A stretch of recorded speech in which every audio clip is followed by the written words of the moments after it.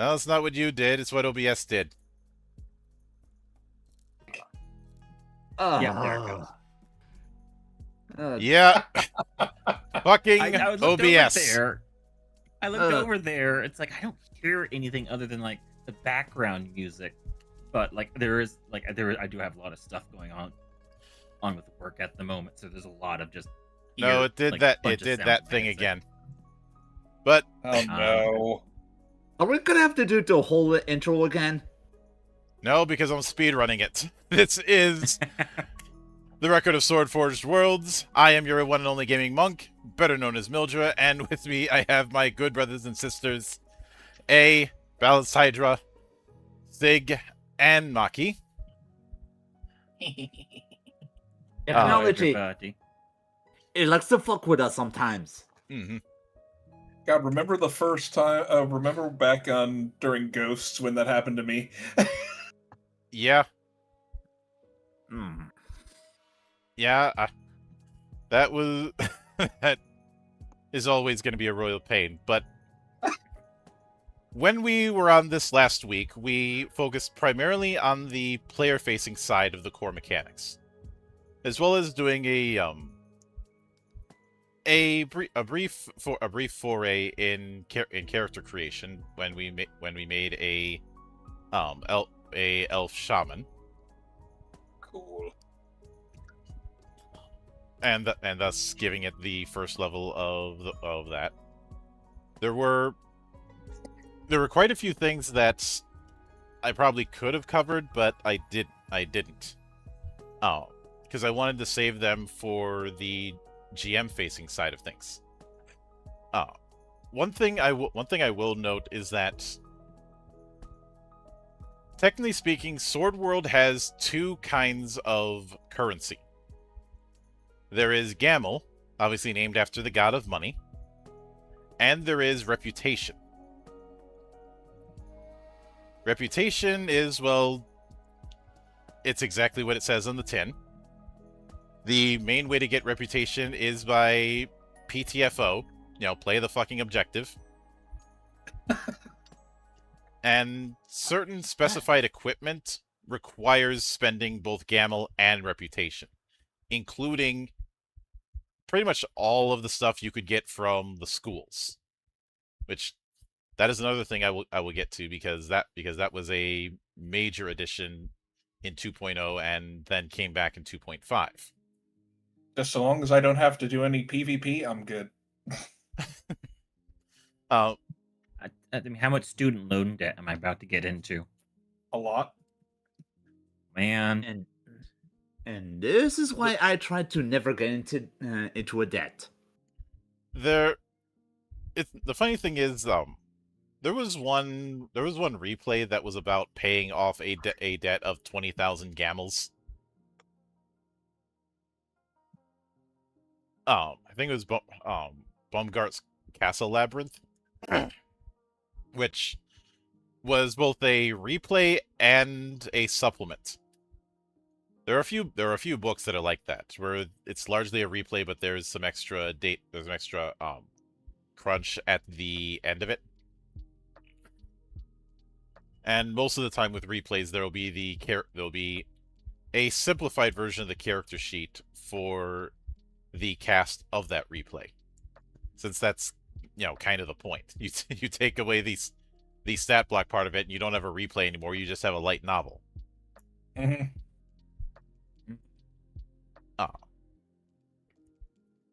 And one of the reliable ways,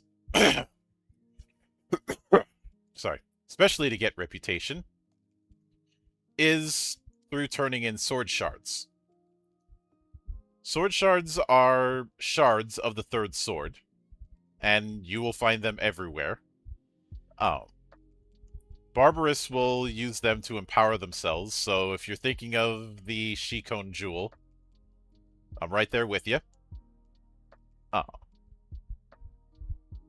And somebody did make house rules for what would happen if PCs used them. The short version is they can be powerful, but you can also lose your mind in the process. Yeah, that sounds about right. Oh. But a big reason for using them, as far as turning them in, is they're used as fuel for a town's sword of protection. A sword of protection basically aligns that town with the first sword to a point where,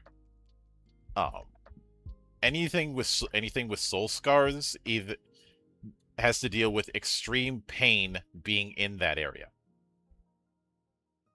The amount of pain is dependent on the amount of soul scars they have. So, small level things like Yoma, they're going to be in some pain, but they can still be in those towns. But things like the higher level Drakes or Lamia or Basilisks or Nosferatu, not so much.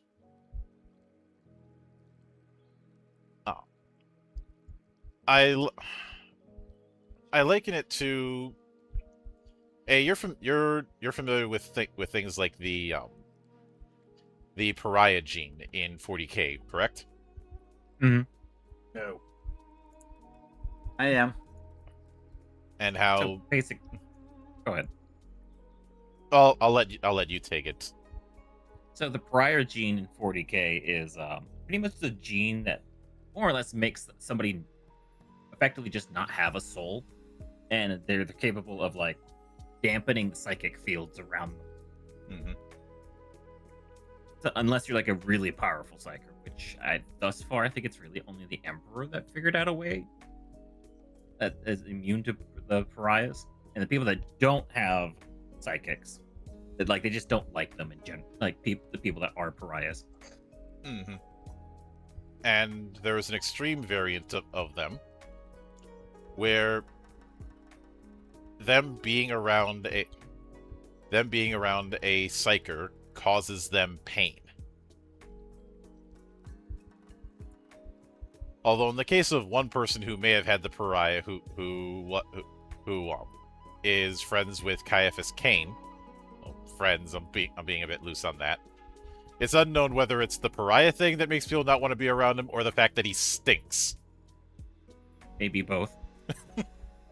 The answer is yes. Because One not only phrase does to he return to. Hi, Maki. Oh, I'd use the pariah gene in 40K as a parallel to what happens when Barbarous are in a place where a sword of protection is active. Like, the more soul scars they have, the more pain they end up feeling being in that place. Or if you want to think of something else, is try to be a magician in Demacia with all their magic absorbing petricite. But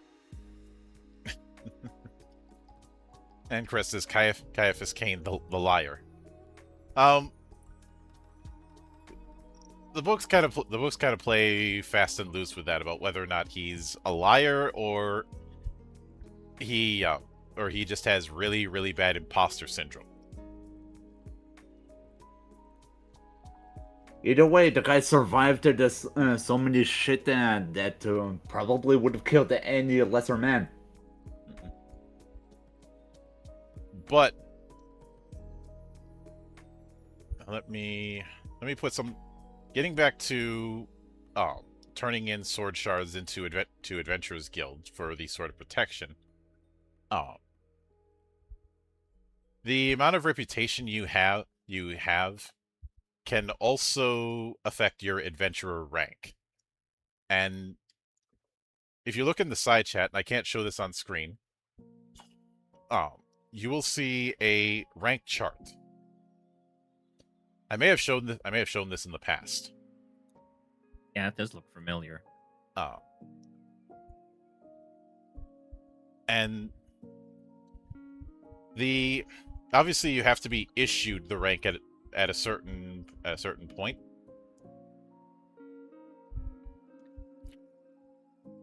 But one of the big things is that the free column on that thing shows that you can get items for free if they're at that amount of gamel or less.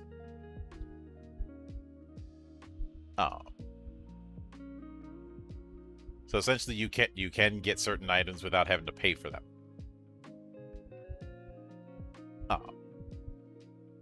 You don't have to spend money to get adventurer rank because it's, and you don't even have. You're not technically spending. Like technically speaking, you are spending reputation, but you have the different ranks, and the higher you go, the less people at that rank there are going to be, obviously. Also, the public's opinion and who can issue that particular rank, because not every adventurers guild can have the same amount of authority. From bottom to top, it goes: you have no rank, dagger, rapier, broadsword, greatsword, flamberge, sentinel, Hyperion, sword of Genesis, 1-star sword of Genesis, 2-star sword of Genesis, and 3-star sword of Genesis.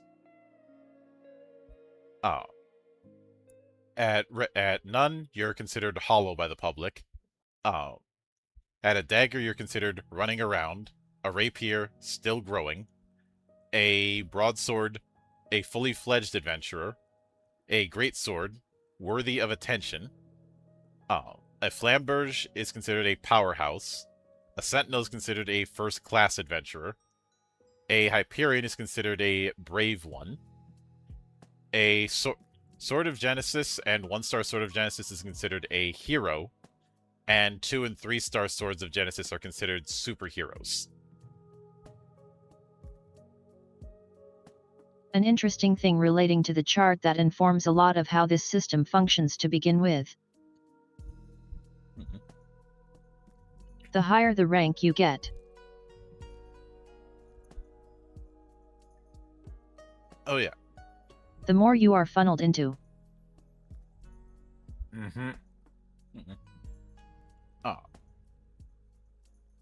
And as I mentioned, the higher ranks... The more prominent locations of the guild. But rapier and dagger can be issued by an independent branch. Broadsword can be issued by a multi-branch joint. Flamberge and greatsword can be issued by a intra-city joint. A domestic joint can issue Sentinel and Hyperion. A regional joint can issue the Sword of Genesis and 1-star Sword of Genesis rank. And for 2 and 3 stars, you have to go directly to a headquarters.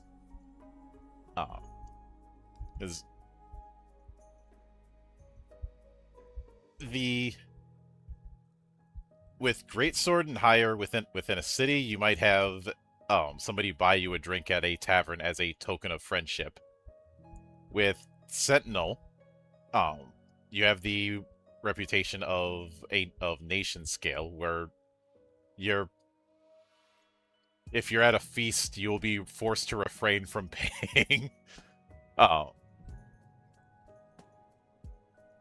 For a Sword of Genesis, in the scope of a whole region, you're going to get preferential seating and priority queues at facilities and stores if needed, and payment on the tab in exchange for a signature. That's awesome. If you are a 2-star Sword of Genesis or 3-star Sword of Genesis, first off, you are recognized wherever you go and whatever you do, and unless you say no, you get preferential seating and priority queues on your own. And this is basically like Superman showing up in a tavern. Pretty much. If only Superman was the kind of guy who probably wouldn't mind it as chugging down a few. I mean, he doesn't get drunk. No. And no, Superman 3 doesn't count. But this ties into something that you don't see a whole lot of fantasy games do. And that is reflect the idea that as you are more and more advanced and are doing more stuff, it plays a role in how the people around you see you.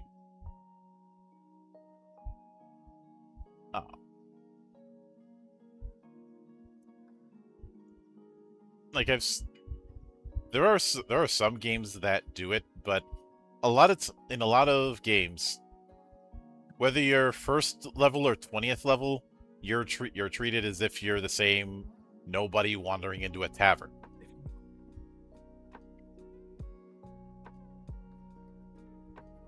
And I think that at a certain level that kind of thing doesn't quite work because people have been seeing you do particular jobs, or just the fact that people are gonna talk, even if it's just talking in an adventurer's guild.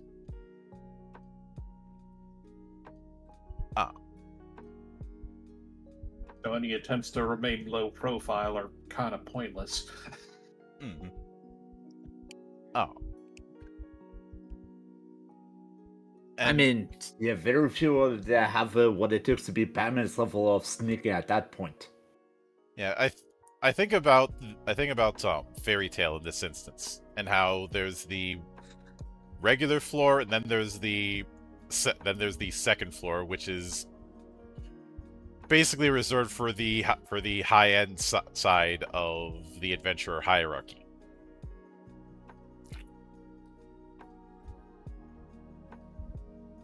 You know, the people who are going to be taking the A or even S class kind of jobs. They're not going to be bothered with with getting rat tails for the innkeeper. Would be funny. It would be funny if they did though. Mm-hmm. Kind of like in Goblin's Lair. And I know I could bring up Gotrek and Felix again because despite how powerful they are, they still act like they still move around like first level adventurers, but there's good reason for that. Gotrek is a slayer, so wealth is not really something he cares about. Money just means the stuff he gives up in order to get drunk. And this is dwarven drunk. And Felix, he's responsible for causing a food riot, and he did kill a member of the Emperor's personal guard. So he's not going to want that much attention either. Mm-hmm. Oh. That and the whole thing of not wanting any of his family to find out where he is. But this is something that I've tried to do in some of my own work. I've always liked the idea of adventuring as a profession, with its own guild and regulatory body and all of that. Which I've seen some try and argue that was something that was popularized through MMOs and the like, except it really wasn't. Like, all the way back in Fathford and the Grey Mouser, you have the Slayers Guild. And I think there was, I forget the name of it, but there was, in the Unfinished Tales for Lord of the Rings, there was something akin to an adventuring guild. The name currently escapes me.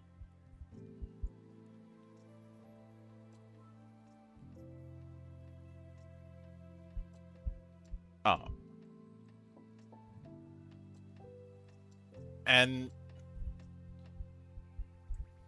when it comes to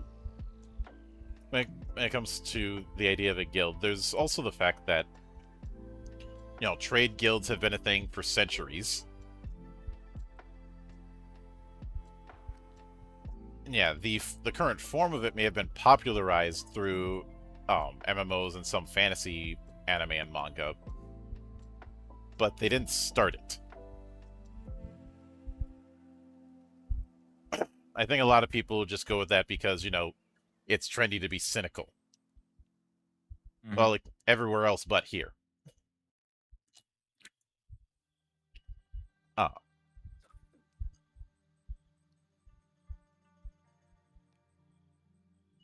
And getting to the GM facing side of things when it comes to the rules for things. Oh, one other thing I probably should have mentioned last week, but it just slipped my mind, is whenever you get a critical failure in Sword World, i.e., you roll Snake Eyes, you automatically get 50 experience. That's nice. Mm-hmm. So like you may critically fail something, but it's not completely worthless or not something you complete completely botch. look. Yeah. Mm-hmm. That is definitely a nice way of saying failure is the best teacher. Kind of reminds me of Burning Wheel a little bit. Mm-hmm. And when it comes to before, there is one of the things that we did touch on last week that I do want to revisit, and I'm definitely going to revisit next week because from what I've been told, he screwed it up, is the concept of fellows. Which Fellows was I'd say is the biggest contribution that 2.5 has had that wasn't in 2.0. And not only is it a way for characters to be present, even if the player isn't, a lot of the scenarios and campaigns in 2.5 use their own fellows, and do so in different ways. Demon's Line had the Wall Guardians as fellows, and had a unique way of working with them, where the more artifacts you get from them, the more abilities that they unlock. Fellows are my favorite. This solves a lot of the problems with DM NPCs being a thing. Mm-hmm. Especially since you don't control them. You don't have to worry about escorting them because they can't take hits. And the main thing that you have to worry about, and this might not even be a problem, is keeping up their MP.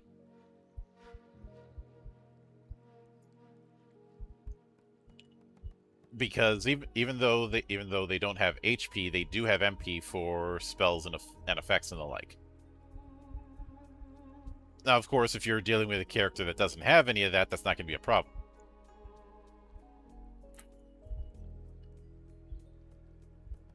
But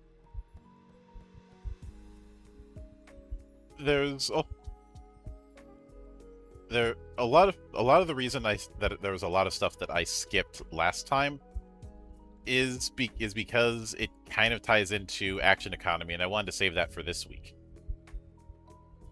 But this includes the 3 forms of combat, which I talked about being amusing, and the fact that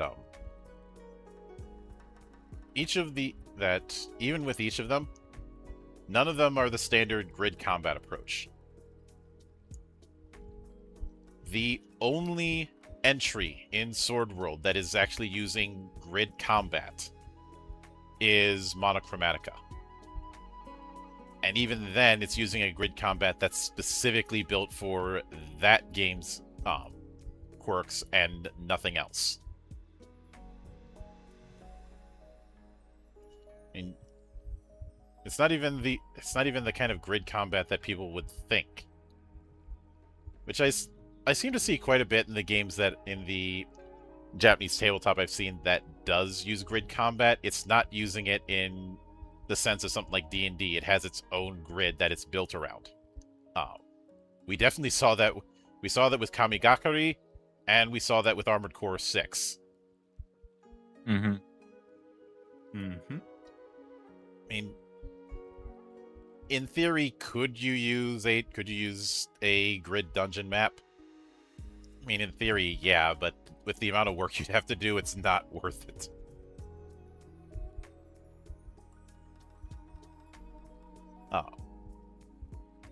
Which, as an aside, something I'd like to see, and I may try and do this as a troll move personally, is instead of doing grid combat, do something like the hex system that we saw in Wild Arms 5. Mhm. You know, where individual hexes can be shared. It's just that Answer kind of. I enjoy the particular console-style RPG inspiration for the majority of how the combat is preferred in this system. Lancer uses hexes, but it's not using the same hex system that I was referencing with Wild Arms. Because I don't think you're not targeting individuals in it, you're targeting the hex. So anything in the hex takes damage or is healed, and vice versa. that's actually a really interesting system. I mean, yeah, that's also the reason I didn't bring up BattleTech, which also uses hexes, but it's in that same hexes are individual. And yeah, it was used in Wild Arms 4 as well, but I tried not to acknowledge Wild Arms 4.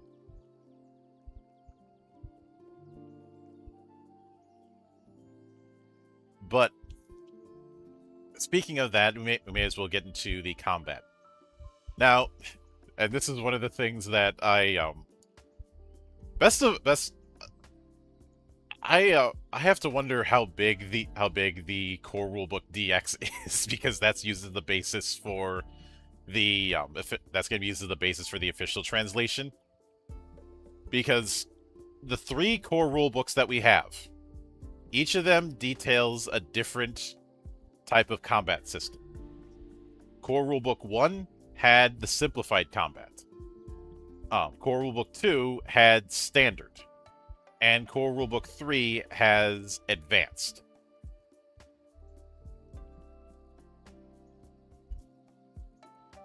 And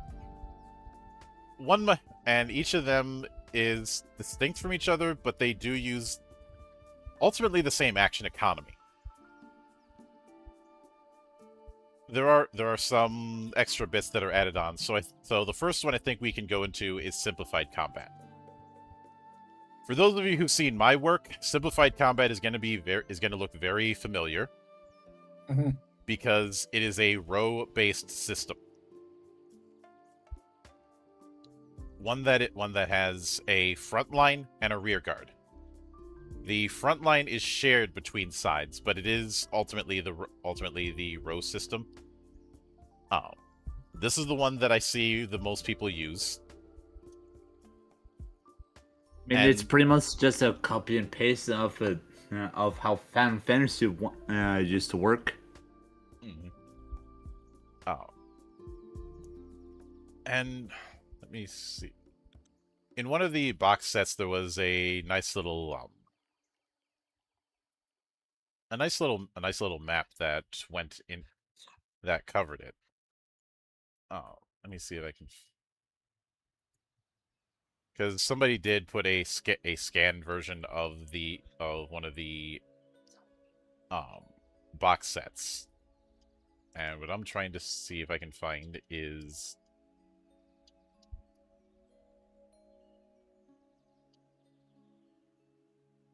nope, I don't need the. That's not the map I need.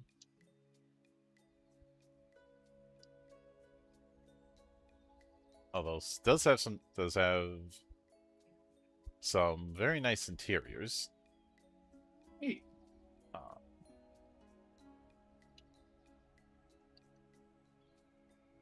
it is.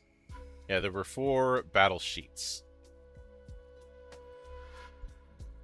And if you recall the Aboard the Magic Railroad campaign, I ended up using one of these. So let me put it in the side chat for you guys. There you go, that is one of them. The middle area is frontline, and the top and bottom parts are the allied and enemy rear guard. Vanguard, rear guard. Oh. Yeah, I remember that. I'm not gonna make the Vanguard joke I could make because we don't have Jam Project on standby. Fair. Oh. And let me... So, first things first, and this is one of the big things that people have to get used to, you're not rolling initiative to determine turn order individually. Instead, everybody's rolling initiative, but they're comparing it to the enemy that has the highest initiative value. If they beat it, then the whole party goes first. If they don't, then the enemy side goes first. That's interesting. As far as which person goes first within the party or enemy, that's on a popcorn setup.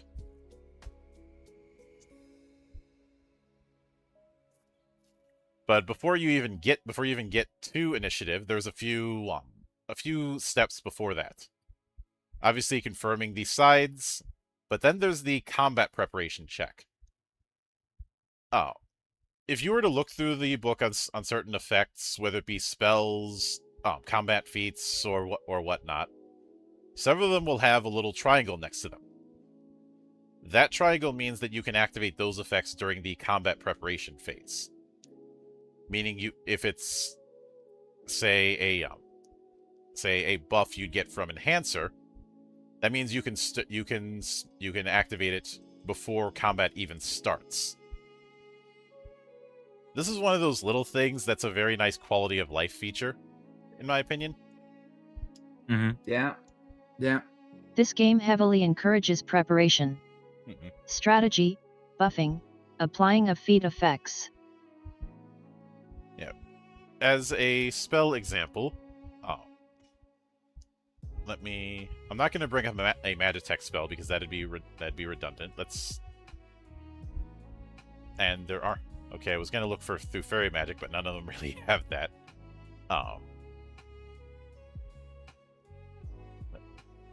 So, the level 7 spiritualism spell Double Indicate has this symbol. And that spell just means that you can issue the same obey command to 2 golems or undead at the same time.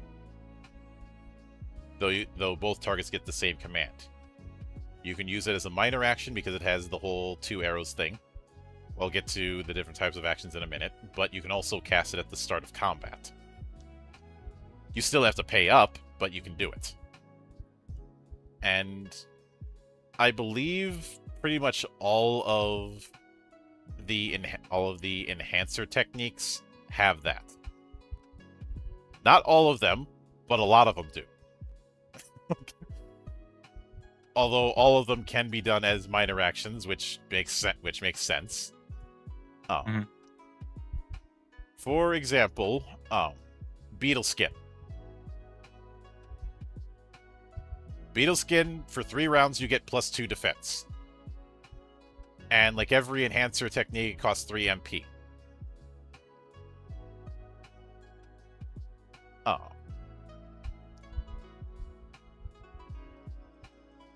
So, and some of the there's a lot of them are going to be used for a lot of techniques or abilities are going to be used for main action. Some of them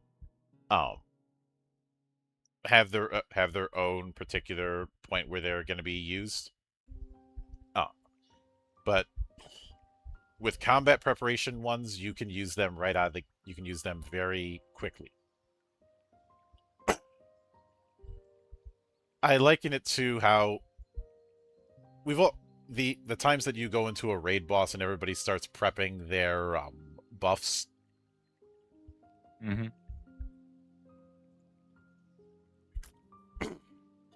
And then one guy runs in like an idiot because he thinks that he can just bum rush the whole thing because he's high level. So the tank. Yeah. Oh. I ended up stringing somebody along about a week ago when I pulled that old gag of who's the tank.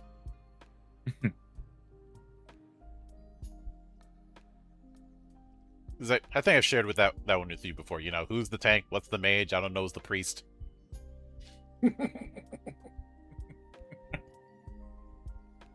I found out that joke had gotten passed around at the Blizzard offices in the early days of World of Warcraft. Because somebody made a whole mission about it. Man, those were the days when machinimas were a thing. Yeah. But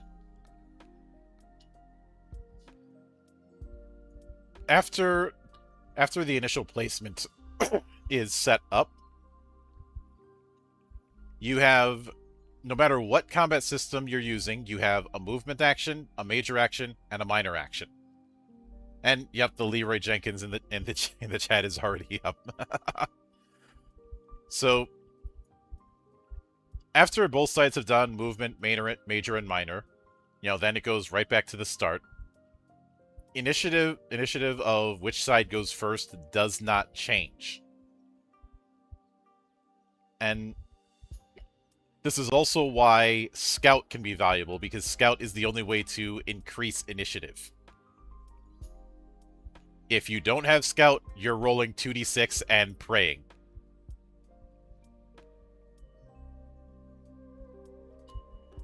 Because remember, if you don't have proficiency, you don't get any bonuses, period. You get the 2d6 roll, and that's it.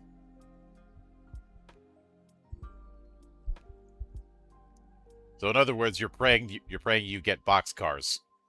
Mm-hmm.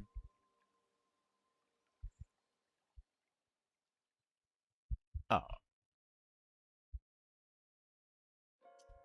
And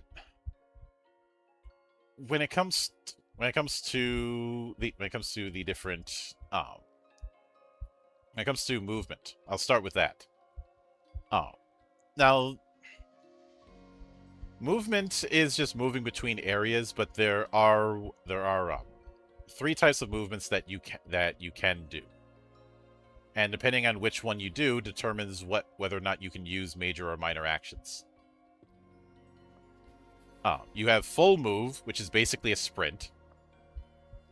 You can go all the way from one rear guard to the other in a single turn. Yeah, you can break into the enemy rear guard. So you have that difference from old school FF.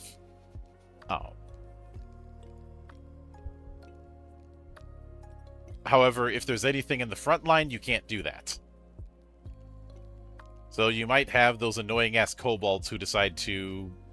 Or not kobolds, but Yoma, who decide to move all the way to the back. Kobolds in Sword World aren't annoying-ass. They're nice. Depending on who you ask, they are the goodest boys. But I think I was thinking of standard fantasy kobolds and not console RPG kobolds. Little anecdote from Maki.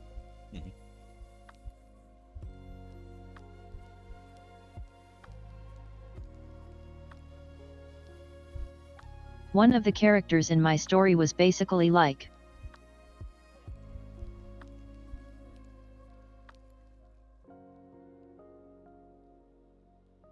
I know the mission, I just don't care for it.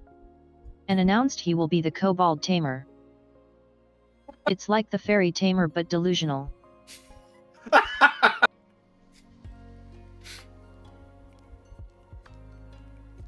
Yeah, that does track. He ended up having an army of 30 kobolds by the end of the game. That sounds awesome. That is really great. They didn't actually get tamed, but free food and $20 is free food and $20. I mean, you got a point. Yep, $20 is $20. Mm-hmm. Well, Sherlock Holmes paid his irregulars a shilling a day to keep an eye out on town.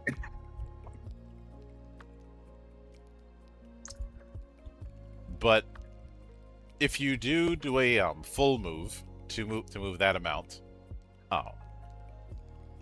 for starters, after that you can't do major actions. You can only do minor actions, and you take a -4 penalty to evasion checks at the until the start of your next turn. And I didn't cover this specifically when we talked about combat feats, but Some of the combat feats have a gambit effect where you are taking some kind of penalty to your defenses after you resolve the effect. Multi-action is one of them, where you're taking penalties to some of your defenses. You're a bit weaker against magic. On the other hand, some people would consider it a nice trade-off to be able to do a physical attack and do a spell in the same major action. Yeah. Oh. But a normal move in simplified combat is just moving one area. The only catch is that if you do this, you can't do magic or ranged attacks, regardless of action. And if a limited move doesn't have that much effect in simplified combat, though the limited move is on the character sheet. You're ultimately staying where you are, and all actions are possible.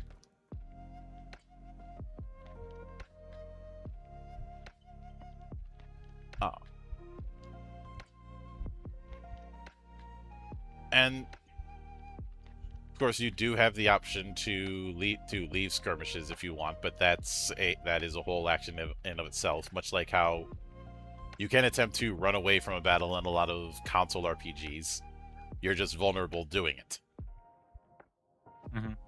But major actions are going to be things like casting a spell, doing a weapon attack, trying to leave a skirmish, picking up and storing weapons, equipping accessories, or other actions that the GM decides are going to be major actions. Minor actions would be casting a spell castable as a minor action, dismissing a spell or effect you already have up, getting up from prone, equipping a weapon or changing equipment stance or putting weapon into a sheath. Because every weapon has a stance, which is basically the handedness of them, but it's not just one-handed or two-handed. There are variants even within that.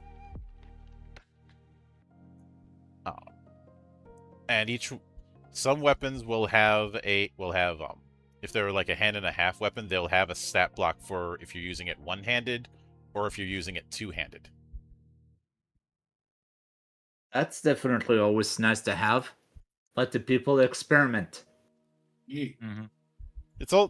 I like it a lot. I like it a hell of a lot better than, oh, you do +1 damage because you're using it two-handed. I feel like you should get at least an extra dice worth of damage, not just a +1. Mm-hmm. I feel just saying +1 damage for two-handed is one of those things that is only applicable if you've never tried to block a hit from someone who's using two hands. Mm-hmm. Yeah, all that muscle between the swing. Mhm. +1 just isn't enough. Oh.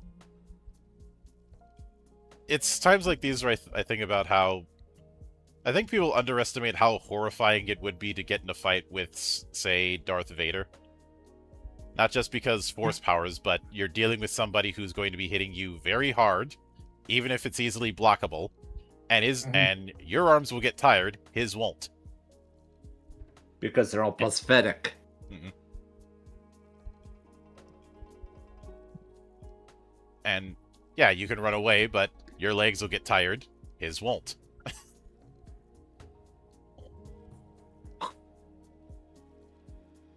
I think that's the reason why I like that particular scene in Rogue One where he's approaching like a slasher villain. That scene goes hard. That's like Oh, it's like one of the best scenes in like Disney Star Wars. We'll never When I get saw another that- scene like that again. when I saw that scene in the theaters, I knew, yep, they're fucked. Mm-hmm. But let's see, I believe somewhere there was a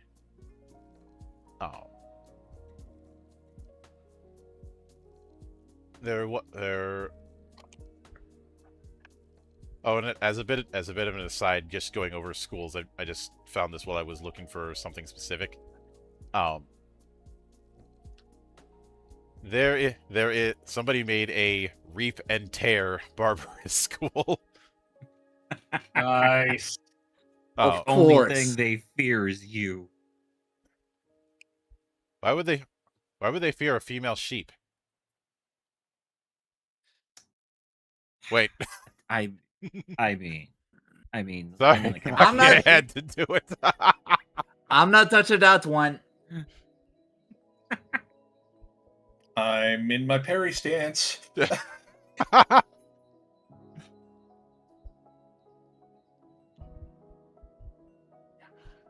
Yeah. We're all about to get our ass kicked. Nice knowing you, gentlemen. You know, So you say, but let's be frank, I'm probably going to wind up with the extra heads. All right. All right, they grow back. But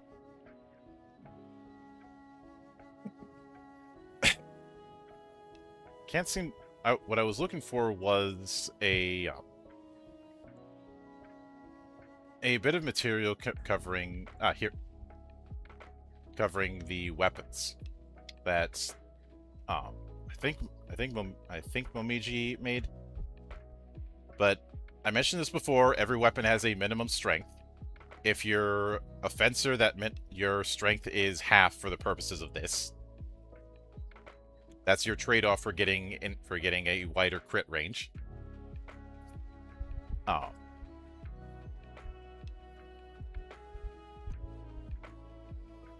And usually the difference between one-handed and two-handed is a higher power rating, meaning higher on the power table. Mhm. And the differences between weapons may not look like much, but they can be impactful. Swords are the flexible middle ground. And there are some interesting sword schools. One of which has you wielding the wielding the blade side of the sword and using the cross guard as a pick. Nice. okay. Unorthodox, but if it works. You know, This is War- especially effective if you're using a great sword. yeah. Warhammers have lower accuracy, but they do have higher power. They can do high damage and they're not as high strength required. Though you are gonna need to beef up your accuracy with your build. And Orchard says half sorting, yeah, something like that. And also, if I'm not mistaken, I believe some Warhammers have some pretty low crit range. Or rather pretty high, depending on the meaning. Warhammers have the same crit range that staves have. They have it at 12, meaning if you don't get snake eyes, you're not getting crits. And I should note that that the way criticals work is, if you do critical on the accuracy check, you just auto hit. If you do critical on the damage, it explodes.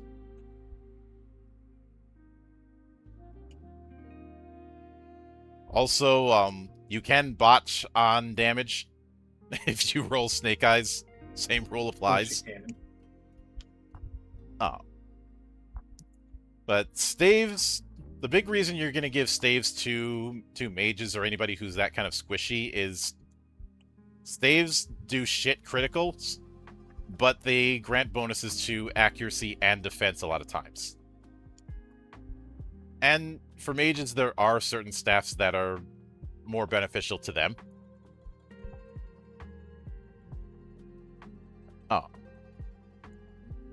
With spears, they have a slightly lower accuracy than some weapons, but they have significantly higher power. They're some of the better one-handed weapons you can use, especially if you have high dexterity, you've built your class around the rider, or you have the dodge feat. So Is yeah, the dodge feat better than the one in 3.x? well, let's actually do a bit of comparison. So let me grab the dodge feat, and of course I'm referencing the version of the feat in 2.5. Of course. So, and Mario points out that half swording is where you grip the hilt with one hand and the blade with the other, because you're trying to use a sword as an improvised spear. Murder stroke is where you grab the blade with both hands and hit with the garden pommel. Yep. So, first off, in order to use dodge, you need a shield. So you're not using anything two-handed with dodge. But basically, every time you succeed at an evasion check in melee, your crit threshold goes down by 1 to a minimum of 8.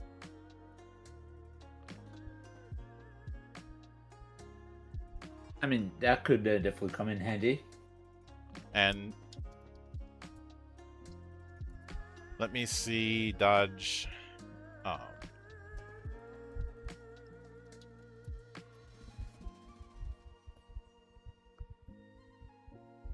So dodge in 3.5.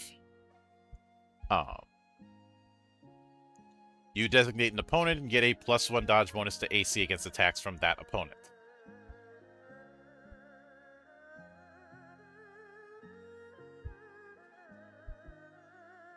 Yeah.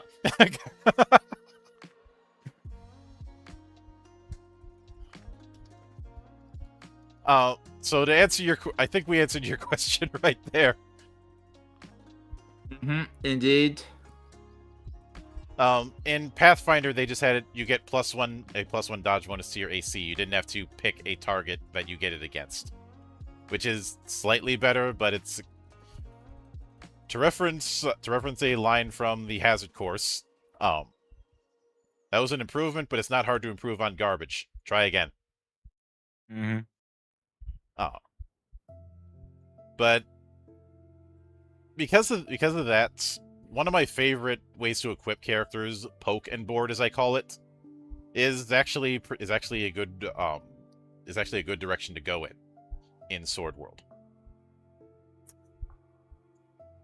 Yeah, you've got slightly lower accuracy, but it's not that much.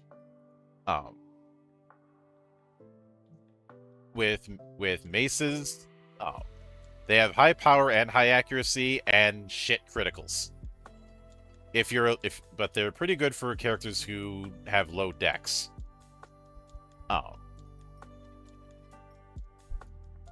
Flails are either going to be used by fencers who have high strength or by battle dancers. Because they do have a bit lower accuracy but higher power. But Disclaimer. It's fine to have small decks. It's not the size that matters, it's how you use it. God damn it, Maki. There she is. There's the pun we were missing. Actionable pun detected. But it is possible to still have high strength as a fencer.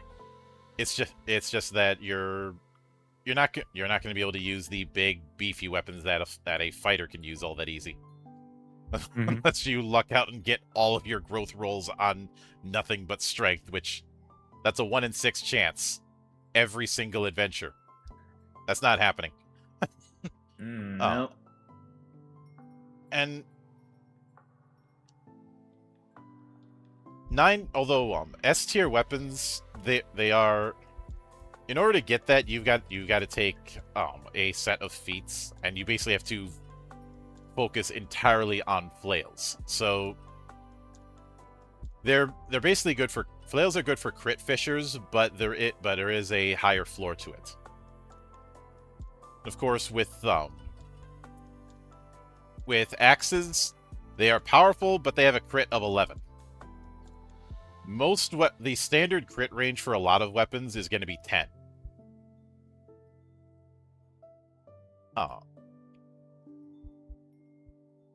Some higher tier axes will have a crit range of 10.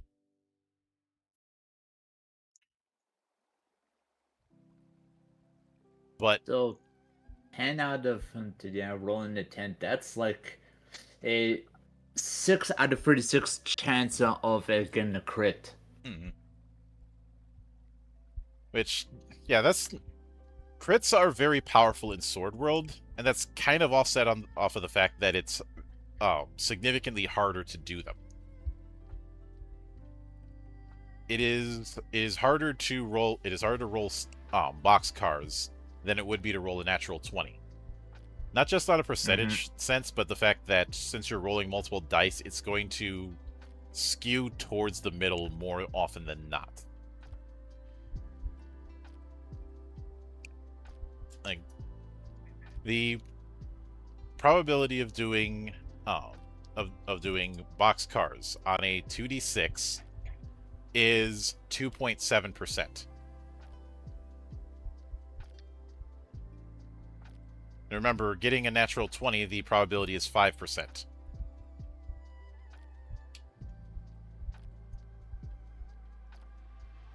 But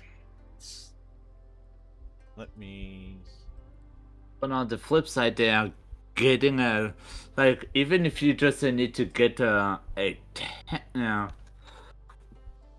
excuse me, getting a 10 or a 9 on 2d6 is much more doable than trying to get a 17 and up on the d20. Yep. So, what I was looking for was the stance entries, and this is going to be hard for me to describe. So I am going to be doing a bit of copy paste in the side chat. But for example, this stance, 1H with a what looks like a cross, that is indicating a versatile weapon, and will usually have a separate row for its two-handed version. If you see either of these, that means it is a two-handed weapon that's either doing slashing or piercing. Some weapons can do both. If it's one-handed or two-handed and there's an asterisk next to it, that's a thrown weapon. It will have separate stats for when you're throwing it, as opposed to when you're using it in melee. If you use it in melee, that is not considered a thrown weapon attack, so don't even try that stunt.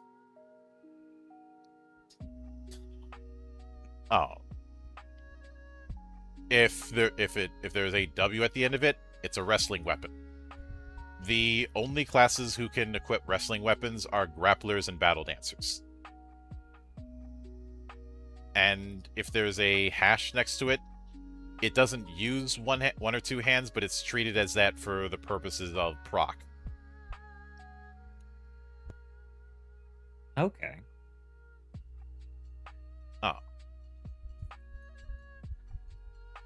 But these kind of things are why I've said in the past that it'd be interesting to hack Sword World into doing Souls-like because of the way it handles weapon stances.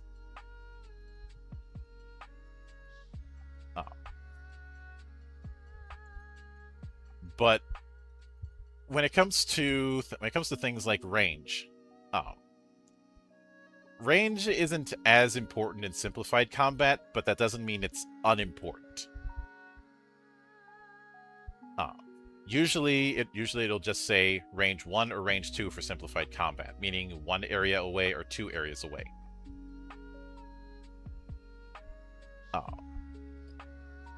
But there is a catch.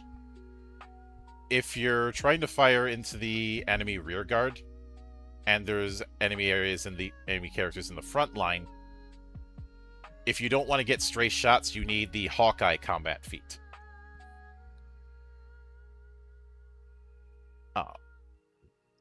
And if you're targeting a character in a skirmish area from outside of it, you do run the risk of stray shots. You can negate the risk of stray shots with the targeting combat feat.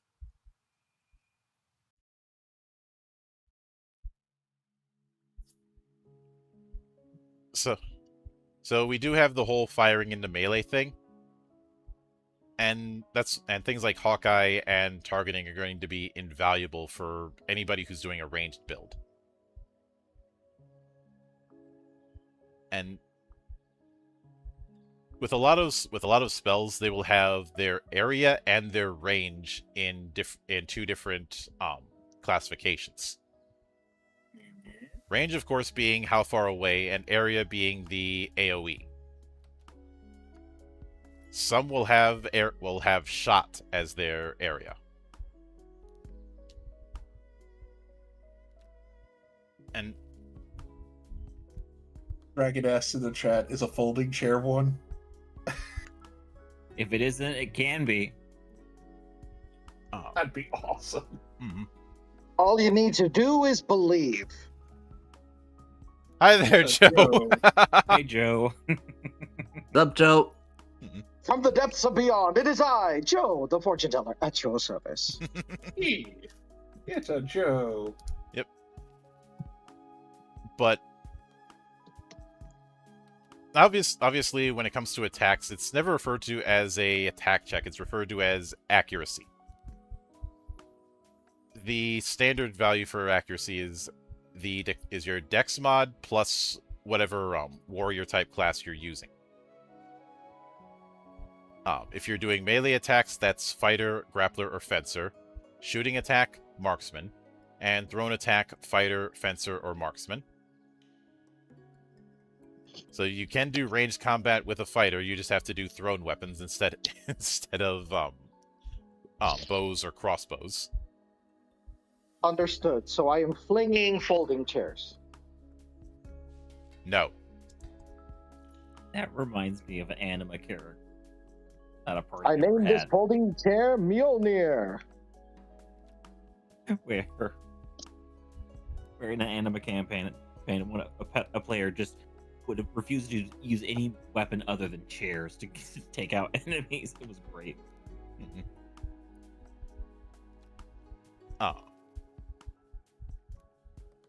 And when it comes to the big difference with bows and crossbows,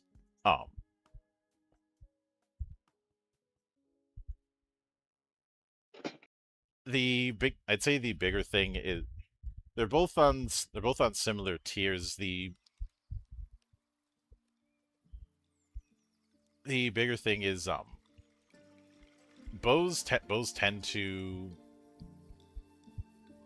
be a little less demanding, and also a lot of the higher tier bows get accuracy bonuses.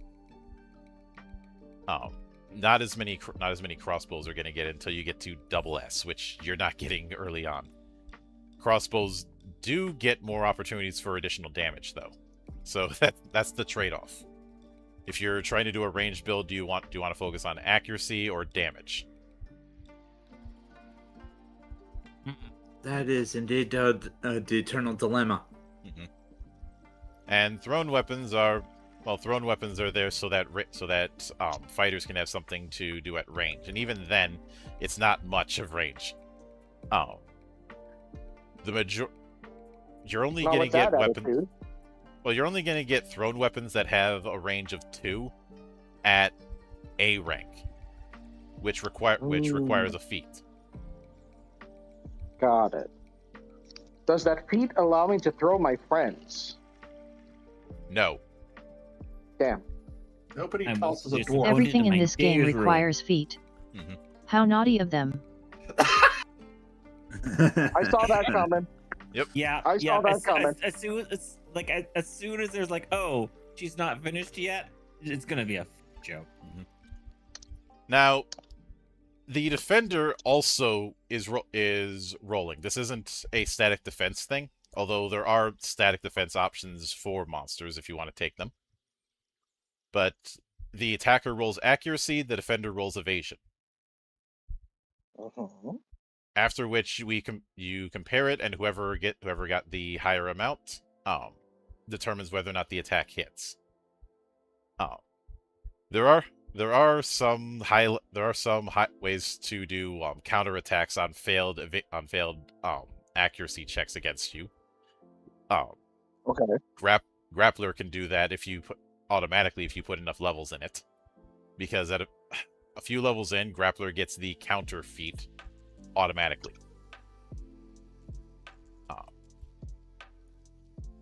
And let me see. Although it is going to take a while because they don't get until 7th level. And I have to correct myself. What it basically does is you're doing a contested accuracy check instead of an evasion check. If you succeed, their attack gets canceled and the damage from your attack gets put in. If you fail this contested check, not only are they hitting you, but they're treated as if they rolled a 12 on the power table. Oh my. Oh. High risk, high reward. Yeah. And you can only do it once per round. So you can't counter someone's counter with another counter? This isn't Disgaea. Or That Magic would be the funny, Gathering. though. Not with that attitude. Mario says, "Don't you mean bonus?" God damn it. Ugh. Of course, if because of the way the dice work, if you I find it funny that there were questions about whether or not somebody in my system could crit on a parry and still get hit. But no, if the attacker gets double sixes, it goes straight to automatic success. They don't get an evasion check. It's just straight as they just went straight to it. Straight to damage. If the defender gets double sixes, then it's treated as an automatic success, and the attack is still a failure. There is a defense stat, but defense in this game is soak. More often than not, the main bonus you're going to get from armor is an evasion bonus, not necessarily defense. You're going to get defense more often from metallic armor and from shields. Even then, not as much. And As a city kid, my defense is chain link. Not dignifying that. Damn it. It took Monk a second. I should note I didn't mention guns when it came to the weapon setup.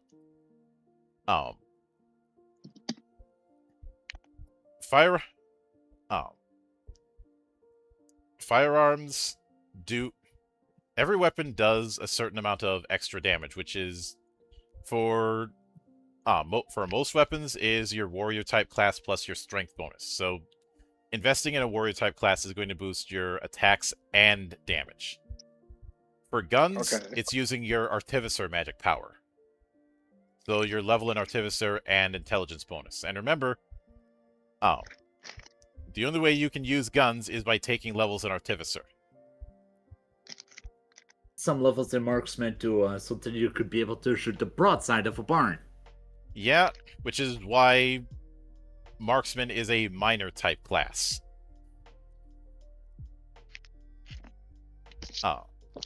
And as I mentioned in the past, do not spend XP on multiple warrior type classes. No, you just pick one and that's it.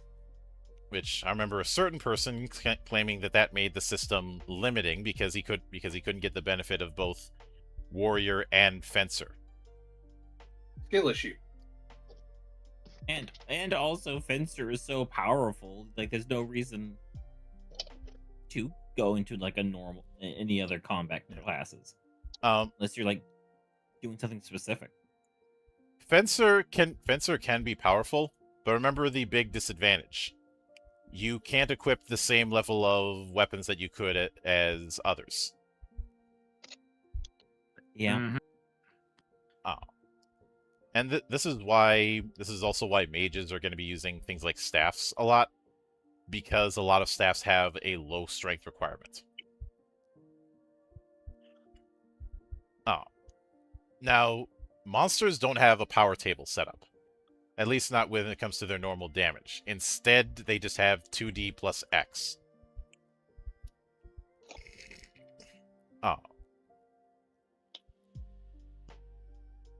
And there are things that can of course increase damage, and one of the big ones being monster weaknesses, which I just realized I forgot to bring that up.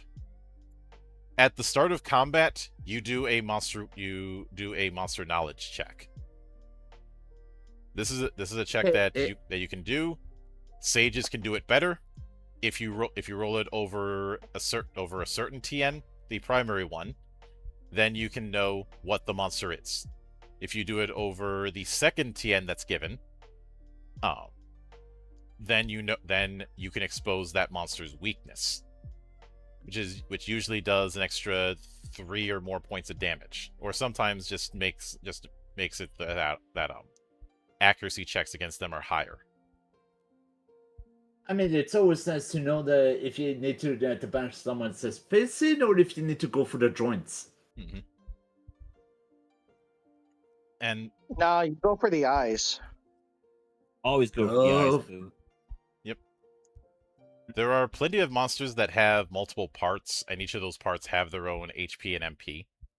And those parts are treated as fighting styles that have their own base attack, defense, and damage. And I'm sort of a reminder of Monster Hunters with breakable parts, but that's just not a 1-for-1. Mm-hmm. Now,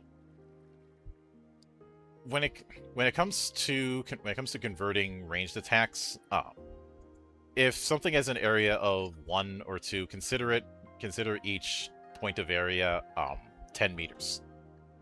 Keep that in mind for later when we get into the other types of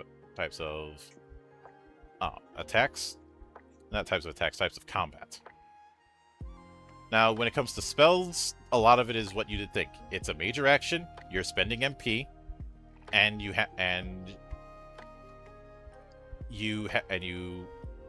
have certain rules that you have to follow. One, every magic system has a specific medium that you need to have equipped to cast it.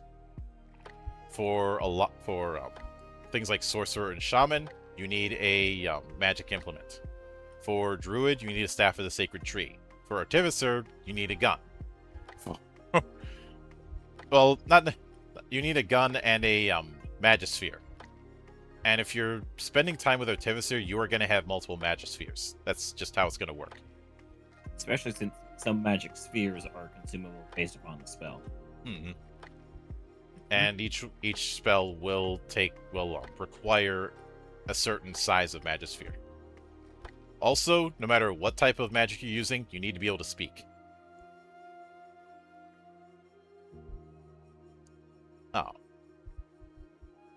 Now, MP consumption can come from your own MP reserves, or it can come from a Mako stone.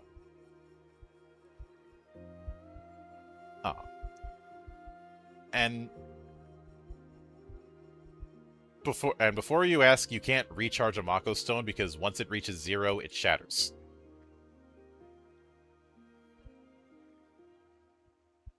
Which is why I made the analogy that Mako stones are akin to magic batteries. Do not think of them as the rechargeable batteries, though. Got it. They're like the AA batteries that you get from Walmart. Mm-hmm. And once they're out of juice, they're useless.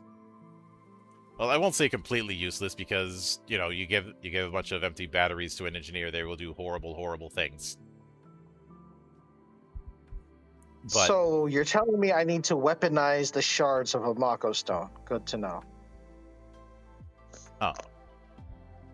now, the actual casting check is using the magic power stat, just with a 2d6, and magic power also acts as the extra damage for spells, the way warrior classes would for most weapons. And by the way, if you botch the spellcasting check, you still spent MP. You don't get that back. But ranges for spell are going to be from caster, so self, touch, self-explanatory. It also means you can only do touch spells in the same area.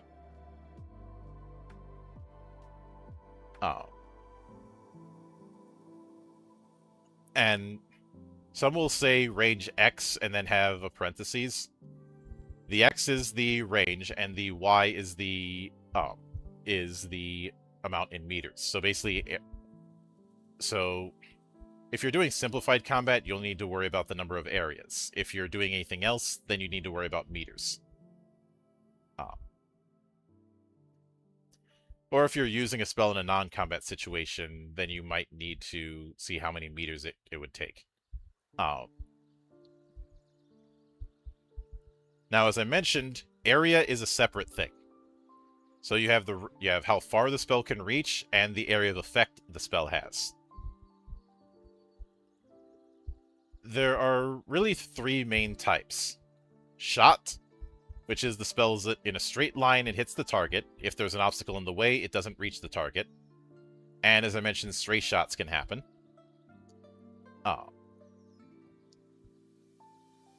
The target, it affects that target directly. Doesn't matter if there's something in the way. So think of hit scanners. And if you're firing in a melee with a target type spell, you do not get stray shots. And of course, line. So the spell is in a straight line. There are a few other ones that were added in.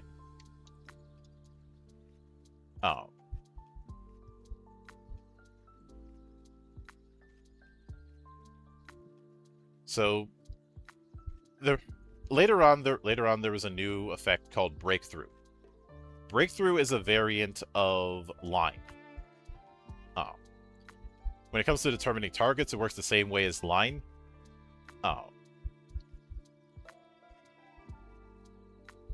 But this is something you're not going to see in simplified combat. It's mainly in standard and advanced.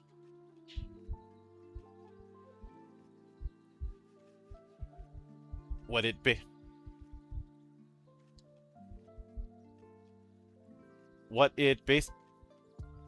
basically means is, and there's a whole lot of text regarding Breakthrough. It affects a line and can go right through enemies.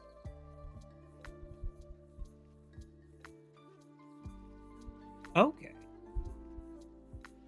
So it's a piercing thing. Mm-hmm. Yep.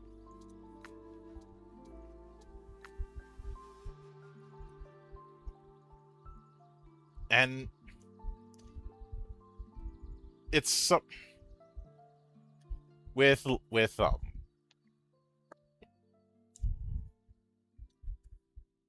it is something we'll get to in a bit. And this is also why for spellcasters the magic control feat is going to be important, because it is going to let them have better control over who actually gets hit.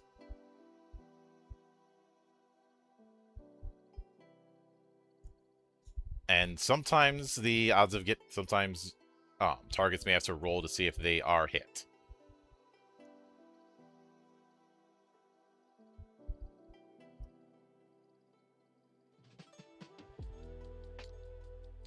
But line is a little bit more detailed than some of the other effects. And Damn random chance of violence just like me with my EX sorry. uh, Don't lie, Monkey. You're not sorry at all. but of course, target is a separate part. This is determining whether or not the target is the caster, whether or not it's a character, a entirety of a character, or X of a character. Now, entire and X for most characters, that's not gonna matter. This is something that primarily matters for participants that have multiple parts, whether it be certain barbarous PCs or certain monsters, especially certain monsters. Entire means it's targeting every single part of it. If there's an X, it's targeting at least only one part, sometimes two. If the target is an object, then you can't target a character with it. If it's any point within range, and touch is exactly what you think it is.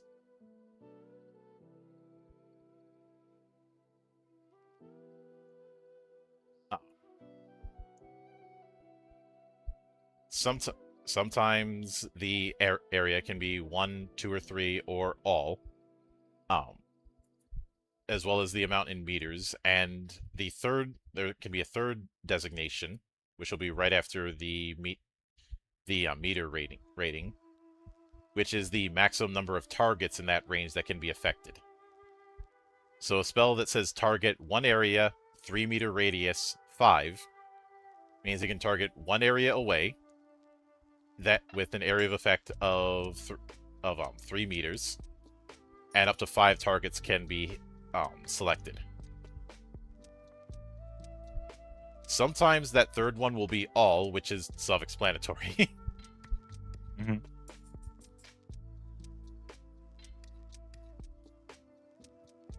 But line spells, to get back to that can target an area or a character.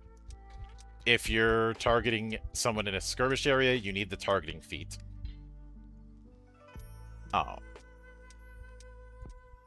Characters in the same area as you cannot be selected as targets for a line spell. And of course, you need to have, well, line of sight. If you want to target rearguard from your own rearguard, you need the Hawkeye feat. And with the line spell, it is, as mentioned, a straight line up to its range limit. Anything along that line gets affected. If you're in a skirmish area, then the area in that is also affected by it.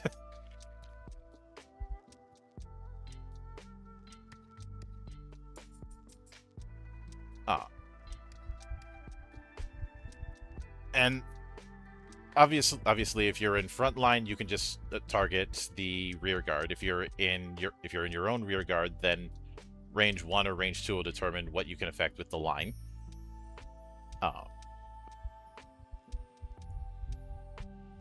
And line spells have a high risk of friendly fire. Makes sense. If you've chosen the target, then they're gonna get hit. The caster can choose whether they're affected or not. The magic control feat, if it's declared, can exclude any number of characters within the range. In any other case, every eligible participant rolls a d6. If they roll a 3 or less, they're affected. So, you know how people really hate that wizard who casts Fireball in a confined area? You mean anytime I play a wizard? Same principle here. Although, I've been covering Fate Forged on Mondays, and I do like how there are certain environmental effects that discourage you from throwing Fireball because it might blow up in your face.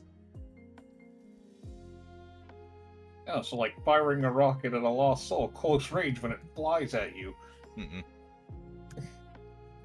Oh, We've all been We're there. lighting a match inside of a room that's full of gas. now when it comes to duration of spells, it'll either be instant, or a certain amount of time. If it's permanent, well, self-explanatory. Some spells will when it comes to spells in combat that have durations, they will list the amount of seconds and the amount of rounds. Anything bigger than that, they'll list whether it's hours, days, or years. That's an escalation. Mm-hmm.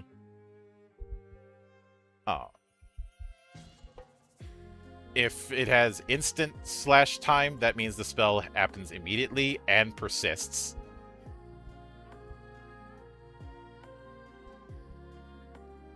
And I mean, sometimes it's not enough Okay. it's not enough to nuke something. Sometimes you gotta leave a pool of lava underneath their feet as well.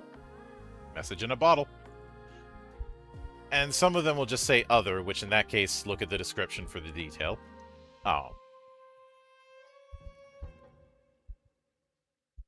But when it comes to spells that last for a day or more, remember that a day is considered from 6 a.m., which a day starts at 6 a.m. Keep that in mind if you're dealing with a spell that can only be done once a day. Mm-hmm.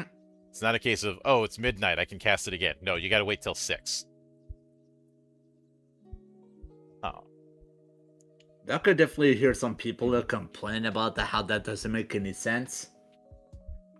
I mean, how does it make sense for a spell to only be able to cast it again on midnight? The argument I've seen is, well, it's technically a new day when it. But no, that's not how that's gonna work.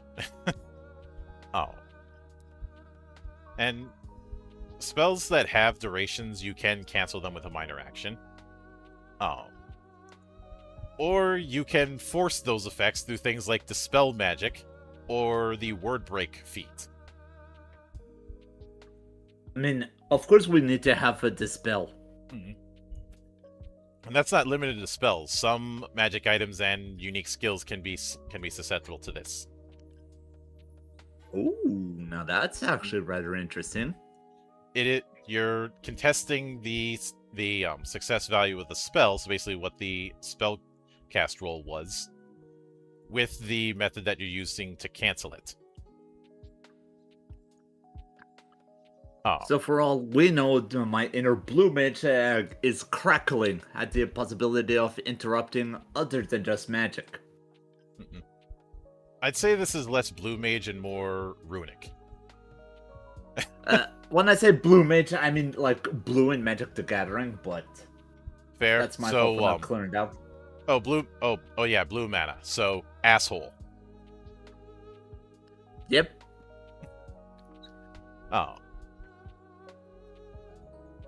Now, each spell will have different resistance types. Some of them will say can't, so you can't resist it. Some will say optional, where you can resist it if you want. Some will say none, which means they can't target characters anyways. Some will say negated or half, which means you can do a willpower check and either negate the spell at all or have it do half damage.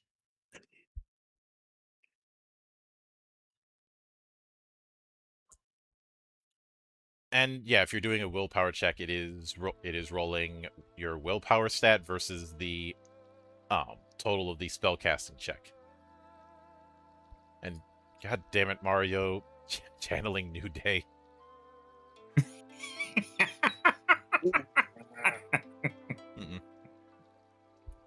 I should note with the whole resistance half, the damage is halved after you roll on the power table.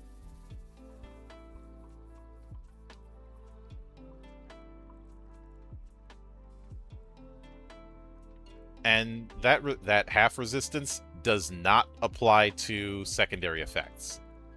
So, Cold Rain does power 10 plus magic power and puts a -10 penalty on evasion checks.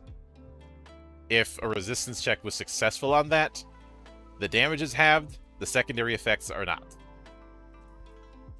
Hold on. Isn't there like some city somewhere in the States that's perpetually rainy? Yeah, it's Depends the on where team you that go. it's the team that has the fans of their baseball team get continuously punched in the dick. Yeah, Toronto. Got it. No, Seattle. I mean, also fair. Oh, the Shadowrun City? Yes. Oh.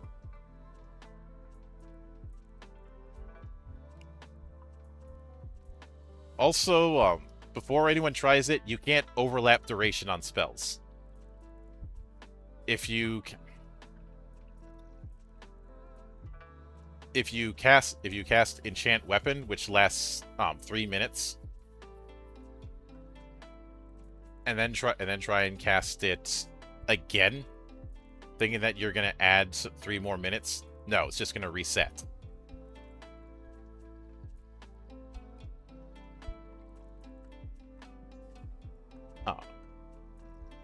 Which means you can't just cast it a bunch of times and then get a indefinite duration on that spell.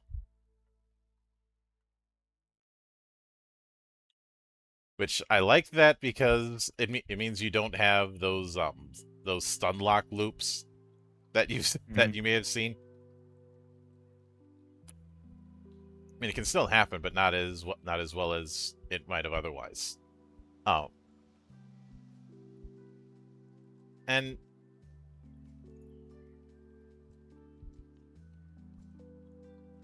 it should also be noted that some spell types will have their own particular effects. A spell that has poison or disease as its type. First off, undead and constructs are immune to them. On the other hand, they can ignore some defensive magic. And the main way to remove them is through cure poison or cure disease. I mean, constructs, it makes sense that they don't have any internal organs. Yep. Or they're being kept alive by magical means. Psychic spells, some monsters that don't have a psyche can't be affected by them, and they can mainly be removed by spells like Sanity. There is a subtype known as Psychic Weak that can be removed significantly easier. If you're under the effect of a Psychic Weak effect and you suffer damage to HP or MP, the effect is removed. You can also remove it just by a major action, as long it's a touch effect. And of course, because they're still psychic, they can be removed by the Sanity spell.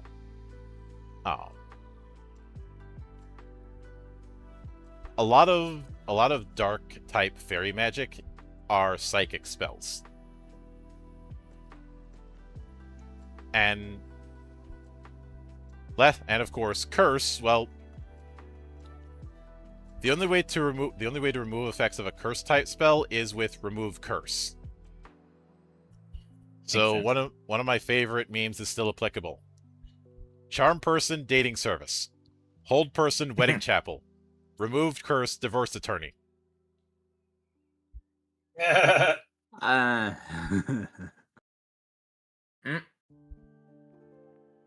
And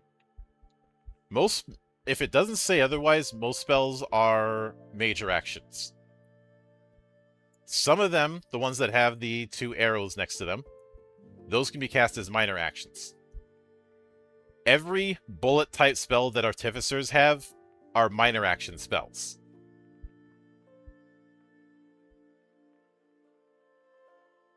So I think you can see the setup with that, and it's the reason why you know how Heavy and Medic were inseparable in 2 Fort? You'd see that combo all the damn time. Same thing with Artificer and Marksman, obviously. First off, that's the way you get guns, and Marksman is so you can actually use them. but it's something I find amusing because the concept of the magic gunner is something I see a lot of fantasy games struggle with. I think the closest thing to getting it right was probably the Seeker in 4th edition.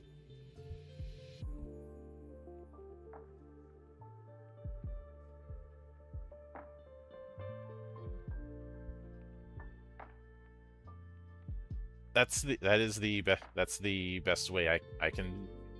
That's the best analogy I can think of. I really like the Seeker. It's just unfortunate that it came out so late.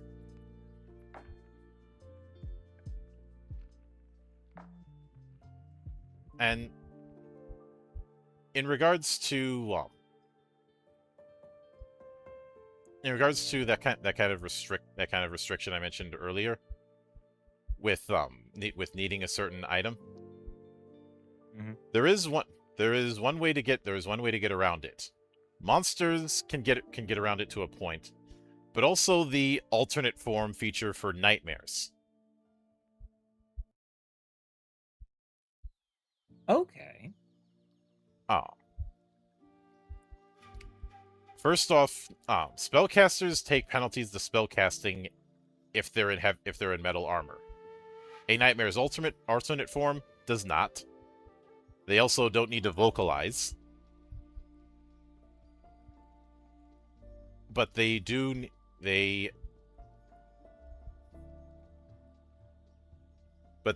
have the movement restriction, and they do still need an implement. Now, this is the reason why the Magic Knight archetype is a very popular choice for nightmares. Arya was basically that. It's also the reason why an easy workaround with that whole focus requirement is just turn your weapon into a focus. You can do that with any weapon if you're willing to spend a few hundred gamel. Always nice to have that when playing the Gish. That's kind of a specialty of mine. If not, I'm playing paladins. Now you can't do that with every focus. There are certain ones where you cannot do that. But some magic items can be treated as holy symbols for certain gods. Which does that anyways. I should also note when it comes to combat feats, unless you're really high level, you cannot declare more than one combat feat to trigger per action.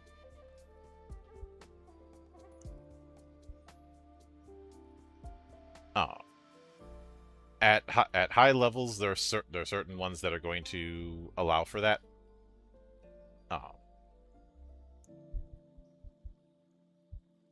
And with things like they also go into things like resurrection, but we already covered that. You can do resurrection. It's going to be pricey, and you're going to take a soul scar.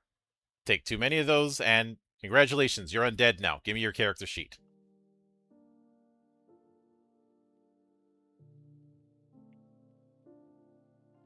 But with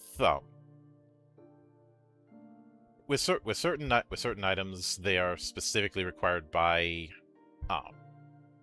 certain characters, and I should mention with golems, like that shamans can use.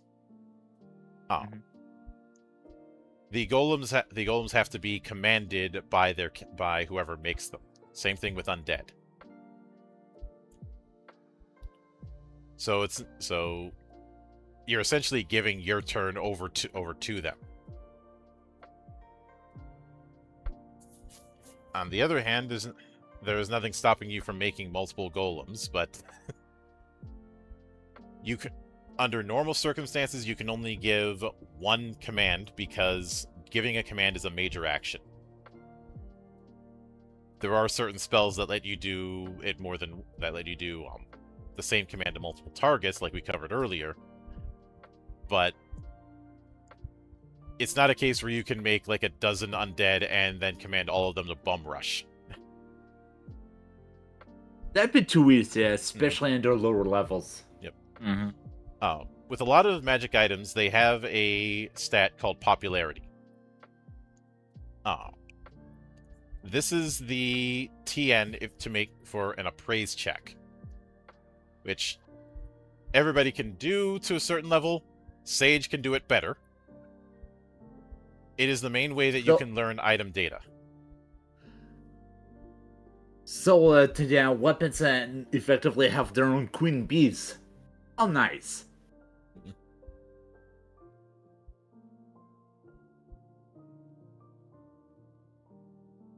So let's...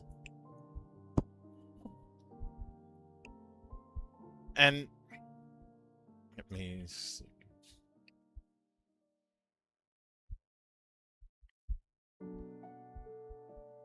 Okay, where the hell is it?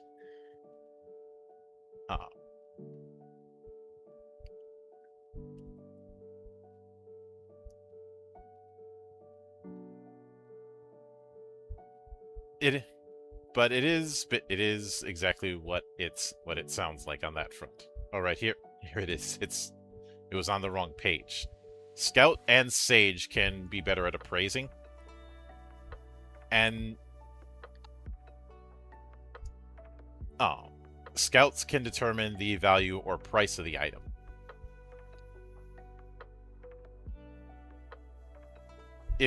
Normally it takes about 10 minutes to appraise. If you want to make it instant, you can. You're just taking a -4 to the check.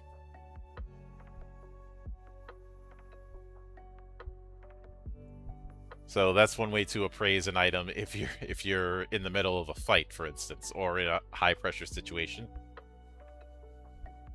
How rigid do they have to be in order to do that rather than wait for the fight to end? It may be the MacGuffin item that helps you win the fight. Now, of course, if you don't want to do that, you can always pay some gamble in a town to have it appraised. But that whole thing of getting stuff and then having it appraised like that, it's a very wizardry thing. Yeah. And magic items can certainly get unique, and there are equipment slots for different magic items, as well as each item has its own associated era. So you might find some items from the Magitech civilization, some from the ancient magic civilization, some from the divine civilization. With the lattermost, you're not finding that kind of shit at first level. Especially since those were magic items that were meant to be used by, well, gods. Or the servants of gods. But when it comes to standard combat, which was introduced in Core Rulebook 2. Now, the breakdown on combat by the Guided by Cardia channel compared standard combat to a Hey, fighting just your normal deity for getting their Uber Ultra Fuck Off Blade of Doom on first level. I want an ultra fuck off Blade of Doom. Give me. Especially at first level. I'm sorry, we're fresh out of the Ultra Fuck Off Blade of Doom. All we have is the Mega. Oh. Of course.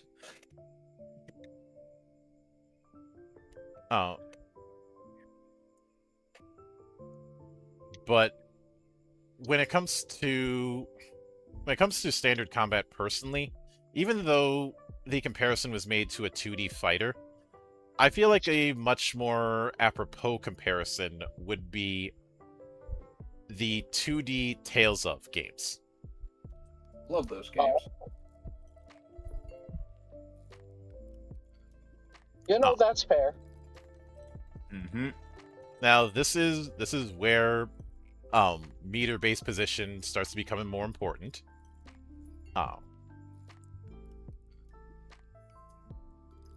And there can be multiple skirmishes at the same time because you're not dealing with just areas. But you're dealing with combat in a straight line. Surprise, motherfucker! And hello there, Drake Hastings. Thank you for the raid. For those of you who do not know me, my name is Mildra.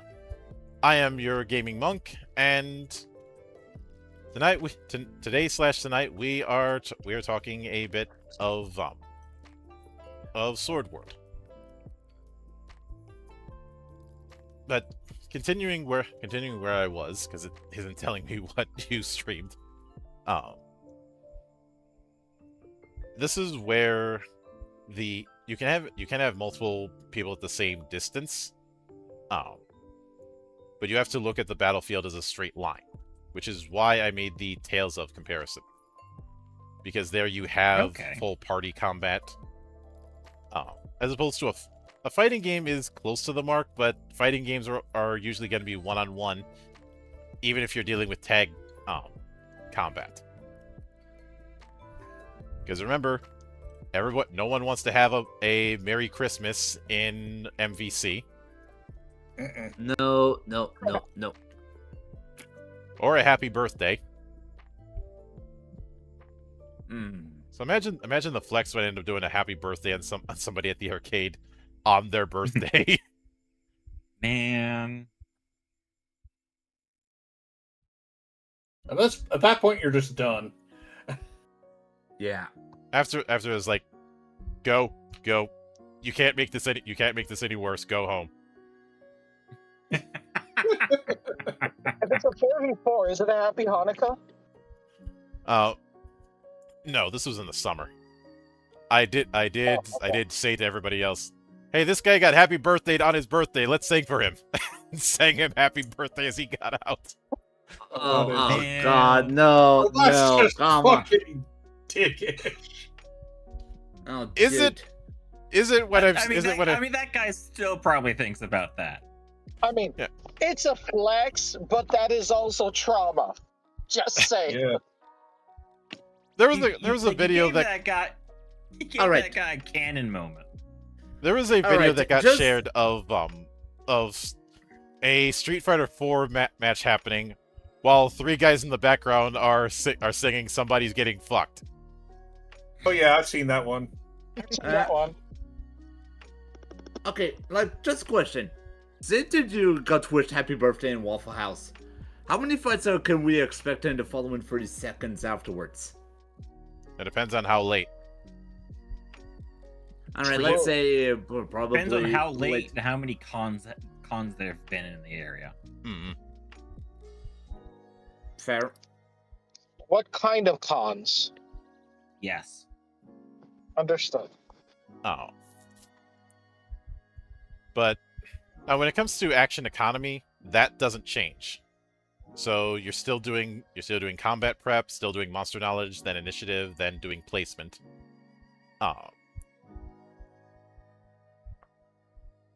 And the size of the combat area can vary. If it's an enclosed space, then do maybe 5 meters. If it's an open space, like you're fighting out in the wilderness, then maybe 20 meters. I think it's best to look at it like a flat, almost like the BattleCon system. If any of you have played that, just treat each individual spot as 1 meter. Okay. Now this is where your movement range is going to be significantly important. Normal movement is your agility score. Full movement is 3 times your agility score. Limited movement is always 3 meters. And if something could block you, like an enemy or a skirmish, you're blocked. You can't go further than that. And the size of a skirmish depends on how many participants.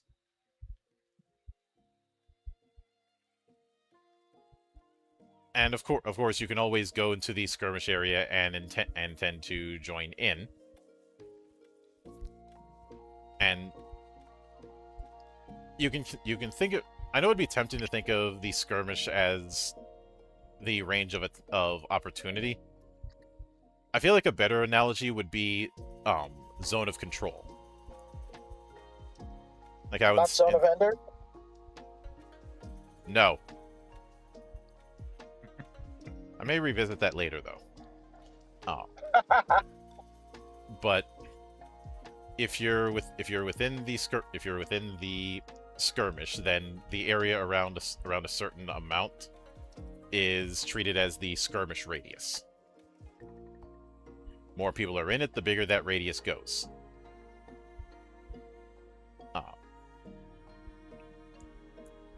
It also means that there's a certain amount that you can't get too close to.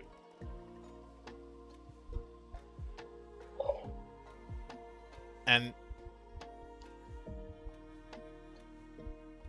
this is also why I think you can see why I made the Tales of comparison with this. Yeah.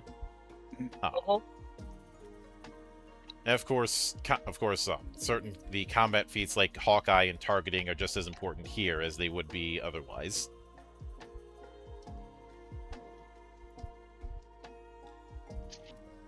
And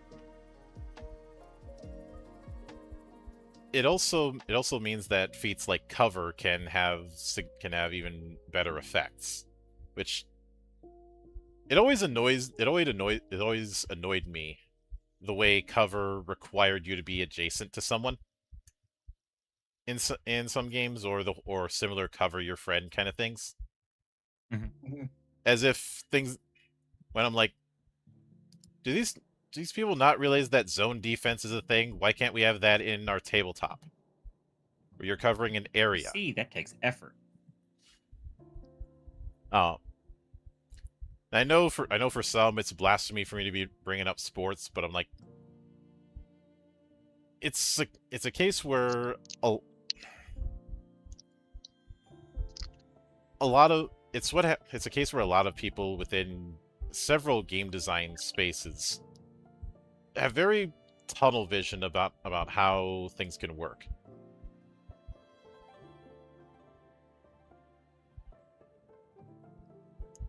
Like the idea of treating fighters as treating basic attack as a one-size-fits-all thing. That's something that can only really work if all you know about it is through skirmish war games. Like I said, as the hobby expanded, you had people with different backgrounds coming in.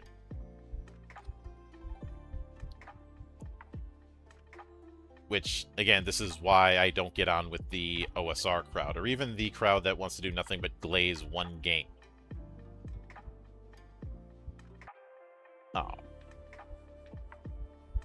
I should also note that when they introduced standard combat, they also introduced rules on invisibility. Which is... it's exactly what it sounds like. You can't be targeted, and even line effects can't target you. If you well, you can do an accuracy check against a quote-unquote invisible opponent. You're just taking a -4 penalty. So, theoretically you can. Realistically, you may not be able to. On the other hand, if you're getting attacked by an invisible character, your evasion check takes a -4 penalty. Makes sense. Could see that definitely being abused by players if it was possible. Well, remember, leprechauns have invisibility as a racial trait.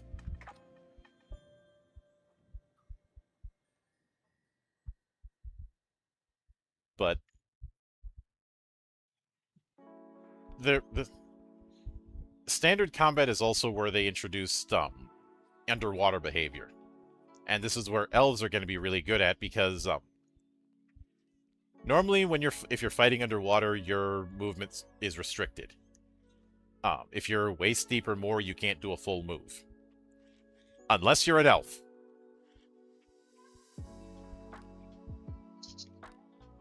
Oh.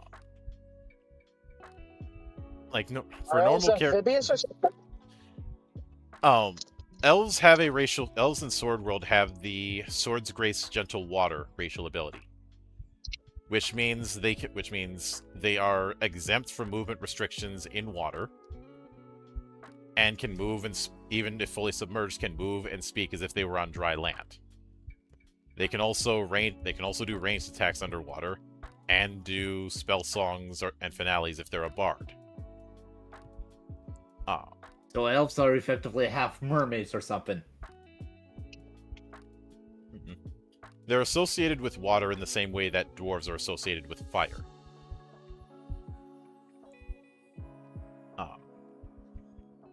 They can also, you can hold your breath for up to an hour as an elf. Because normally, you can't cast spells underwater because you need to speak. And your movement is still sluggish. Unless you're doing swim checks, you take a -2 or -4 penalty depending on how submerged you are. Also, if you're completely submerged or shoulder deep, if you're waist deep, your movement is halved. If you're shoulder deep, it's 1/4. If you're submerged, it's also 1/4. The only movement that doesn't change is limited move.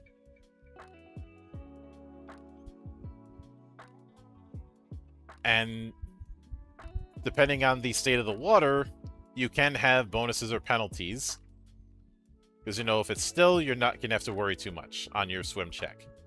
If you're dealing with a current, you might have a problem. Oh yeah, and you're still taking penalties if you're wearing metal armor. I'll even know. Which again, this is why if you're dealing with underwater combat, elves are going to be a big threat, and there's plenty of monsters that have their own abilities for underwater as well.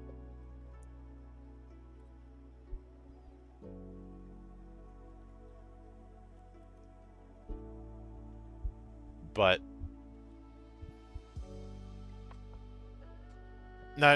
I know one might look at the equipment setup and say, could someone do double shields? The answer is yes. There's even a school that specializes in it.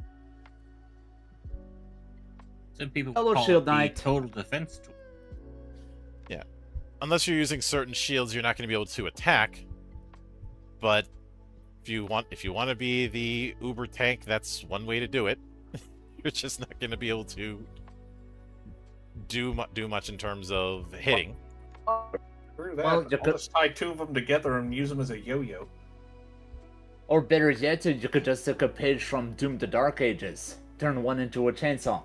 Yes. You can pretty much already do that with the spiked shield. But Fair. the big thing with simplified combat is this is where we start to introduce movement, as well as having specified skirmishes, and you can have multiple skirmishes in an area. I already kind of touched on golems and undead. In order to make them, you need certain items, and I should note each golem or undead requires a specific thing.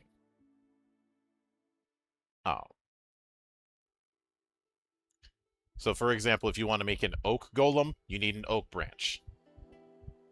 If you want to make a loam puppet, you need clay. There are two tiers of it: the normal materials and the advanced materials. The difference between them is advanced materials are more expensive, but you don't consume them when you use them to make a golem.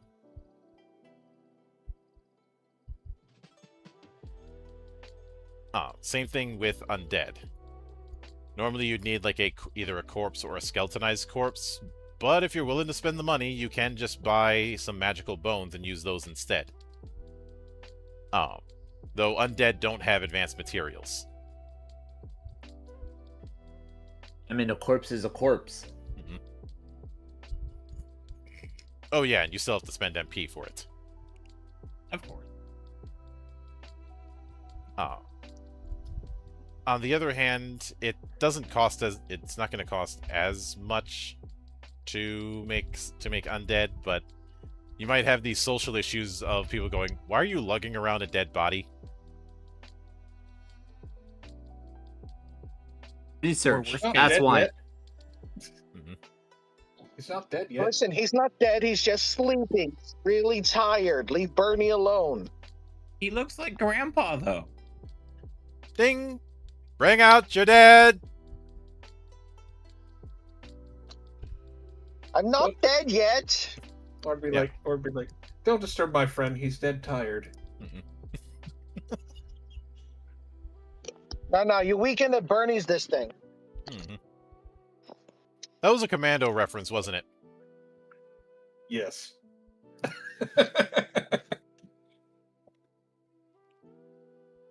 But I will note with golems, doing a command is a minor action, so you can technically fight alongside the golem.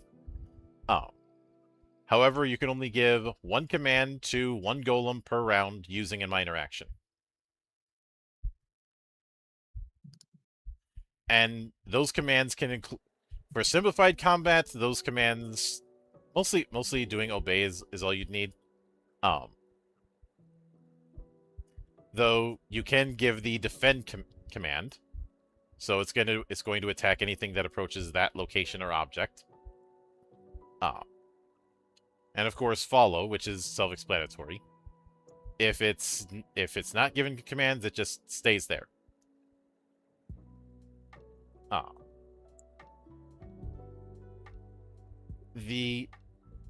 Though you can enhance golems with certain gemstones.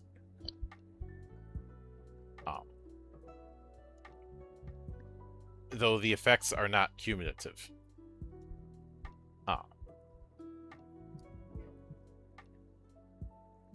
And fortunately, the enhancing items stay there, so if you need to move them to another golem, you can do that.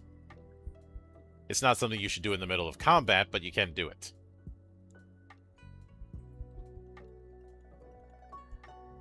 And when it comes to sword shards and reputation, we already went through that. And then we get to advanced combat. Now, it would be very tempting for someone to look at advanced combat and say, oh, this is where we're doing the standard grid combat. No. Advanced combat has more in common with combat in a skirmish war game. Okay. Something like, say, Infinity or Concentration or Iron Kingdoms, where it's more on the measuring tape rather than squares or hexes. There are some war games that use squares or hexes, like say the D&D minis game, or I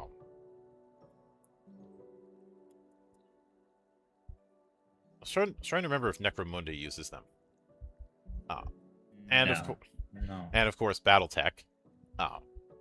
But this is more of the freeform, you're moving 360 degrees kind of thing.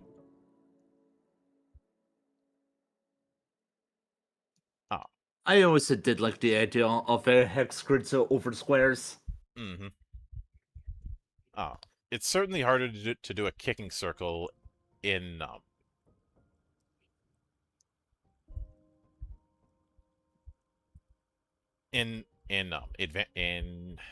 hexes compared to squares. Let me see. Where did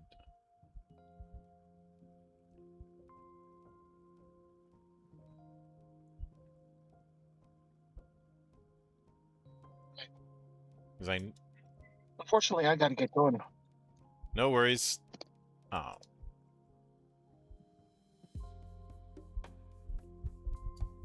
Okay, I have to, Take I have to care, correct everyone. I have to correct myself. Advanced combat isn't in isn't in core rulebook 3. Oh. Which I is don't it know in, wh- then? Yeah, let me.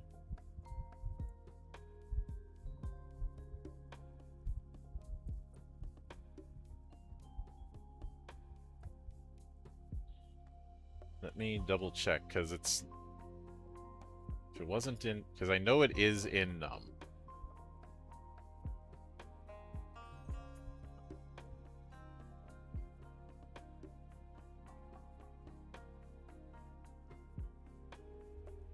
I know it is in one. I believe it was in one of the supplements. Let me check. So let's see, because I can't not cover advanced combat.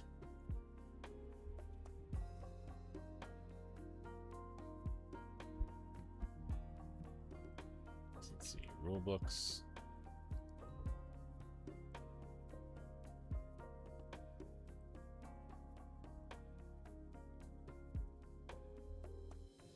Let me see, was this one?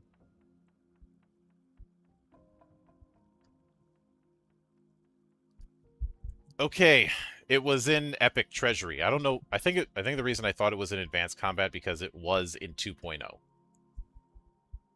Why would it be an epic treasury? Like you wouldn't think that something like an advanced like advanced combat would be in a book. Cause It it's an sound like epic it'd be- treasure.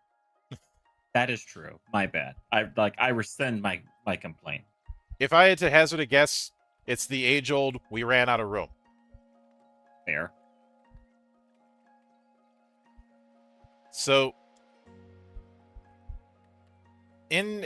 with Advanced Combat, skirmishes are represented by dots and circles.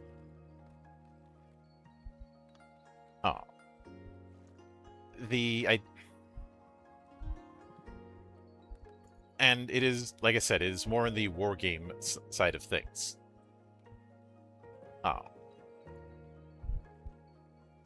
It does obviously mean things get a bit crunchier, but the flow of combat, and this is something I like with the 3 forms of combat we have here, does not change.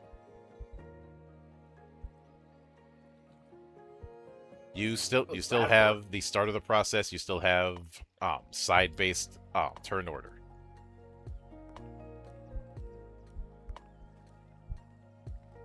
But they do advise not being too specific about position, because that's going to drag things out much more than necessary. Mhm. I think we know certain games that insist that that sort of positional specificity adds character when it really doesn't. No, it's just a particular No. crowd that does. Fuck them. But Advanced Combat is the most diagram-focused of the 3 combat forms. And I'm going to screenshot and share with you guys in the side chat one of the diagrams that's used.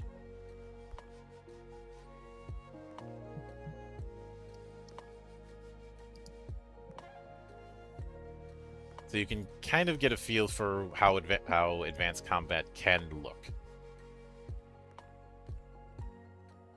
It is nice. This is Which, Atlas, it's very digestible. Which I think you can see through this how Advanced Combat is not the standard grid affair that I think people would think it is. And of course, movement works exactly the same in terms of how much you can move compared to standard.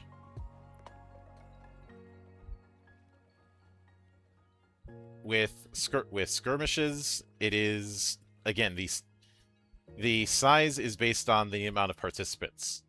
The more participants in the skirmish, the bigger the radius of the skirmish.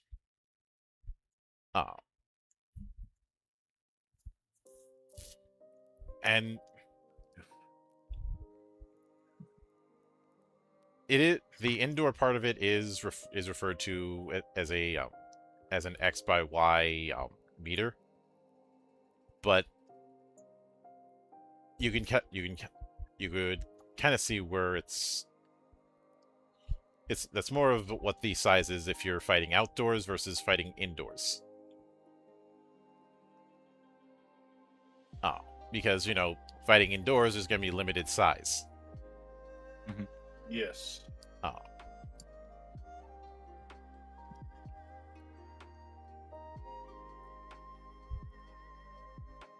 And you can a character within a melee, obviously within a skirmish cannot move, but they can try to escape that skirmish.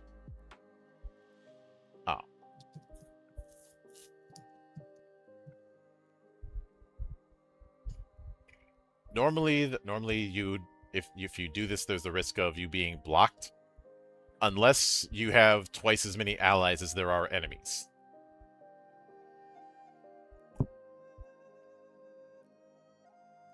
And of course, area of effect has a much bigger role, especially radius effects and especially line effects. And of course, things like Hawkeye and the like have a bigger role here as well.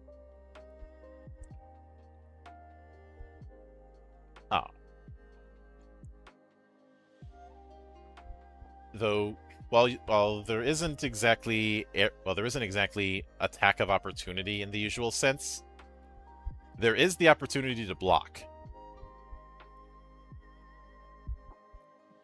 Okay. Where if you move within a certain radius of a participant, they can attempt to block you. This can only be done with characters that don't have multiple sections, unless you're dealing with multiple characters. But both of them have to block.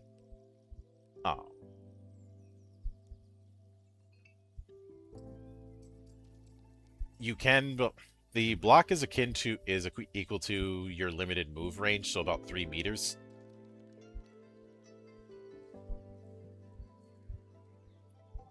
But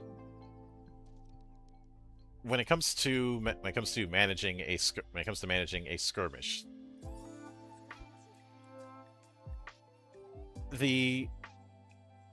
there are ways to combine a skirmish if you have circles overlapping, or if you just have more and more people entering one. If they overlap, that's just 2 separate skirmishes that are in that area.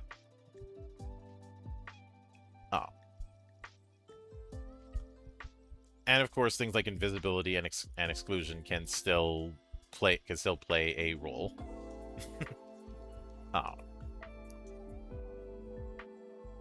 And you can have skirmishes be overcrowded.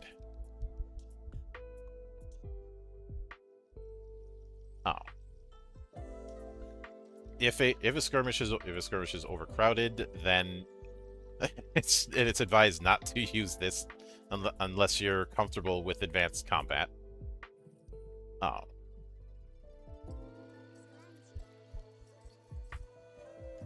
Then you cannot have more than that amount of participants. Anything over that is likely going to be treated as an independent. Independent characters are exactly what you think they are. They are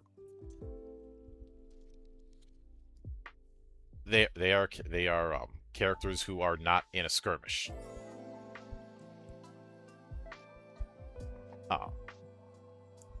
If one of the more common ways to handle Personally never used advanced combat despite playing the game for as long as I had. Mm-hmm. It is kind of very hard to use in the circumstances of how TTRPG is done here. Mm-hmm. Personally, I feel like advanced combat is something that should only be used if you're trying to do large-scale battles. It should not be used for, say, dungeon runs. This should be used for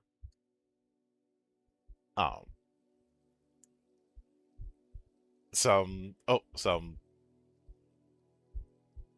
I would say Helm's Deep shit, or actually a better example would be the Battle of Mordor. Like the one-shots after school or during work break, or stuff like that. Mhm. Advanced combat tends to be too time consuming. I Yeah, could see a, I was gonna say I can take your word for that. Yeah. I could see advanced combat being used whenever the party is fighting the big bad evil guy. So you want, everybody wants to make the fight last a bit longer. and not have- just have it the be big, more not just the dramatic. B-Beg, the B-Beg and all of its ads, and possibly a bunch of allied NPCs as well. True. I think that is the place where advanced combat would be used the most. And I will admit advanced combat does have a higher floor, which is probably the reason why it's not in a core rulebook. It is going to have a higher skill. It is going to have a higher skill floor. But it does present certain things that I like. One of them is how because of how unified range is, you don't have a case where somebody's picking a spear just to get that extra bit of threat range. Mhm. Because once you're in the skirmish zone, you're treated as melee, and when you're in melee in a skirmish, the reach of your weapon just does not matter in that sense.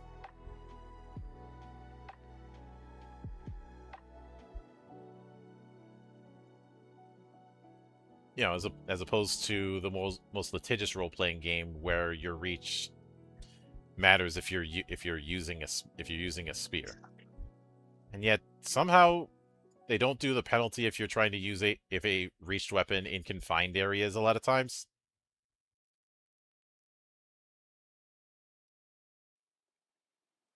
Probably Yeah, it best does- we doesn't don't. that? Probably best we don't go full simulationist. Yeah, I save that for people who talk about verisimilitude one-handed. If you catch my drift.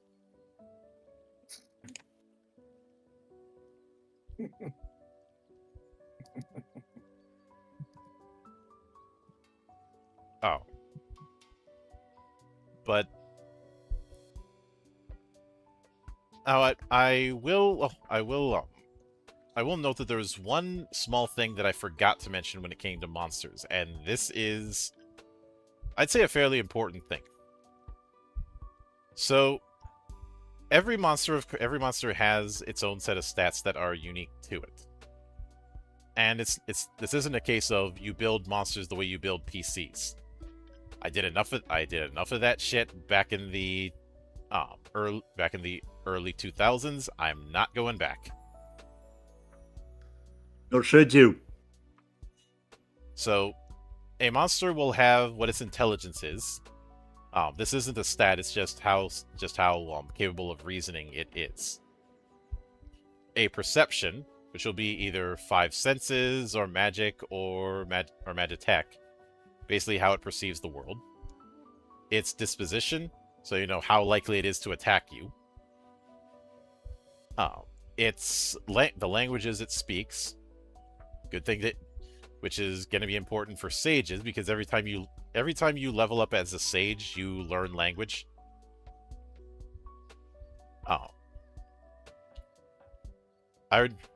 They will have a reputation and weakness stat. Reputation is the monster knowledge check to see what it is. Weakness is to expose its weak point. So, for example, a centaur, which is a level 3 barbarous monster, has a reputation of 10 and a weakness of 13. Its weak point is earth damage. It takes 3 more points of damage if it's targeting earth. The initiative number I already mentioned. Remember, monsters don't roll for initiative. It's a TN.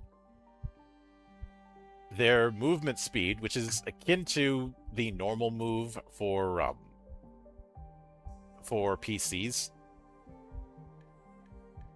In the case of a centaur, their movement speed is 22, for obvious reasons, I'd say. They do have each monster does have a fortitude and willpower stat.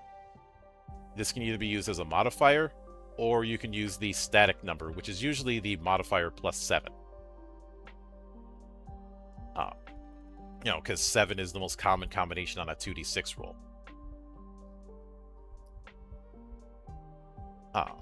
Each one will have at least one fighting style, which goes into the accuracy, damage, evasion, and defense, as well as HP and MP, and any unique skills that they may have, which will, if they have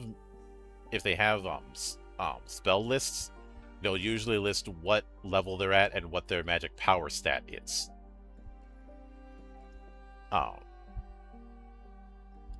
Some of them will have special attacks that will list the modifier or static that they'd use and what they're targeting.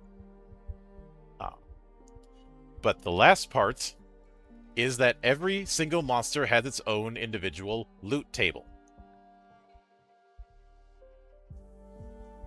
This is a 2D based roll. It is straight 2D. The only way to really boost it is with certain feats that Scout can get. And of course, the higher you roll, the better stuff you get out of loot. That stuff can be just traded in for Gamel, or an alchemist can convert that into one of their cards. So using the Centaur example, if you roll 2 through 7, you get nothing. If you roll 8 through 10, you're able to salvage battle gear, which can go for 30 Gamel, or an alchemist can convert it into a B level white card. On 11 or higher, you can get a fine outfit, which sells for 120 Gamel, or an alchemist can convert it into a A-type white card.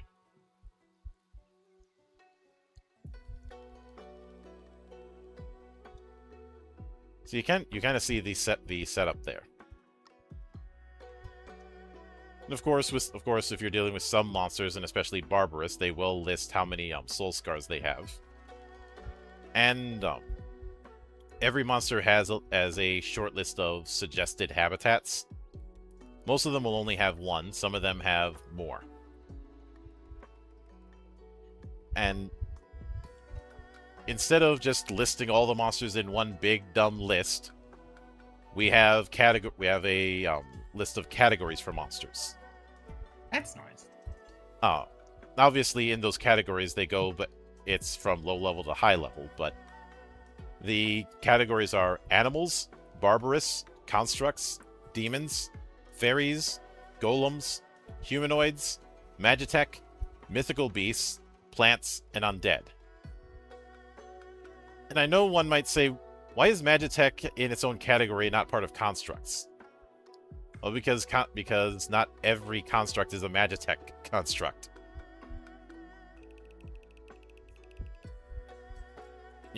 We have golems. Mm-hmm. Reminds me of an old meme. Paladins have to be a lawful good, but you don't need to be a paladin if you're lawful good. Mm-hmm. And yes, this does mean that slimes are considered constructs. It's a giant blob. How is that a construct? Well, somebody had to make it. Mm-hmm. I'm not saying it was me, but it was probably me. Oh. Although I do like that there was one called a made blob.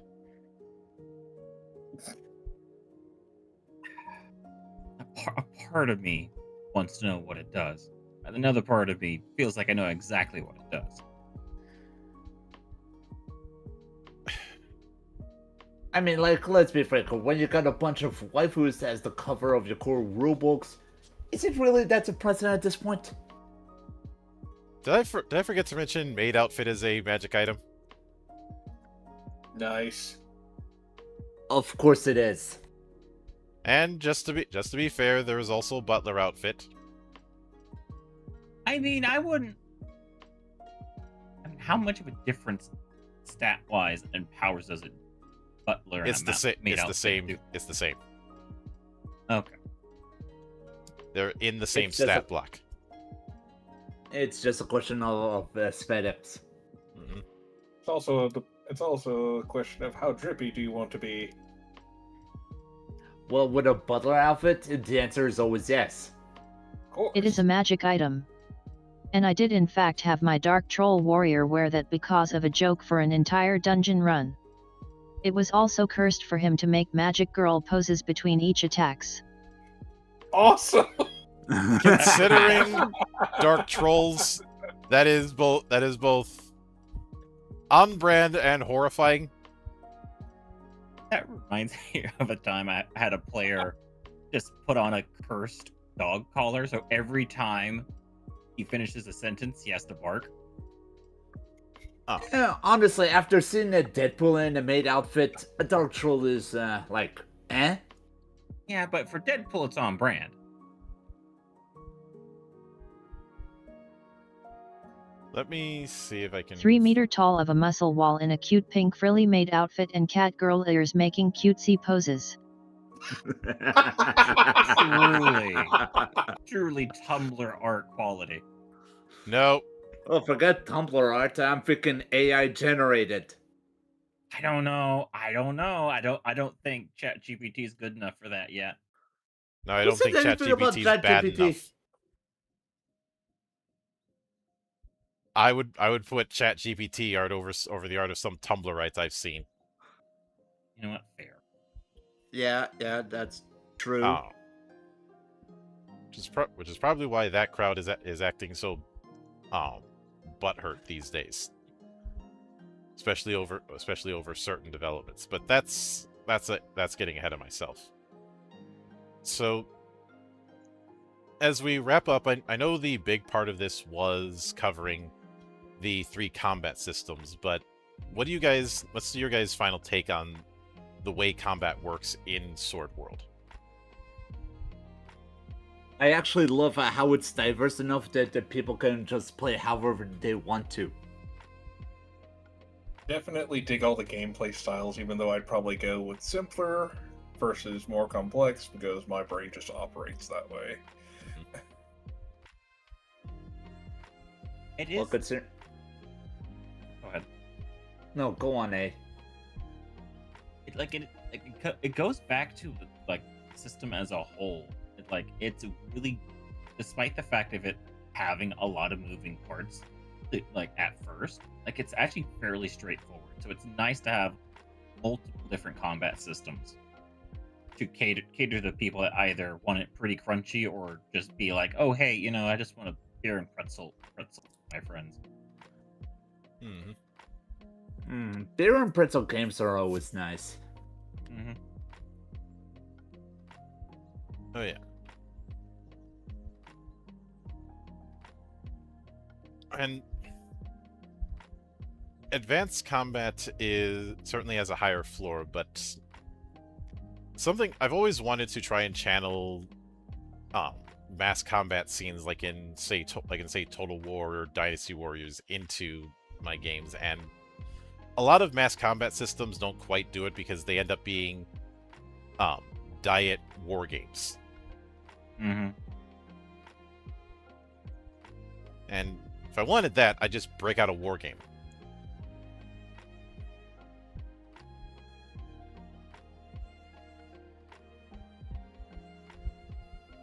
But I personally think it's important that for a massive system like that to have several ways to work with its combat. I feel like Sword World is intimidating as it is. Because I look at the folder of all the books I have. And I have 30 plus books of various kinds. On just 2.5. There must be a variety of things involved in order to be able to enjoy so much material. That is indeed quite daunting having that many supplements and everything, but at the same time, it also goes to show how Group S&D just loves their product. As they should, it's a good product. Oh.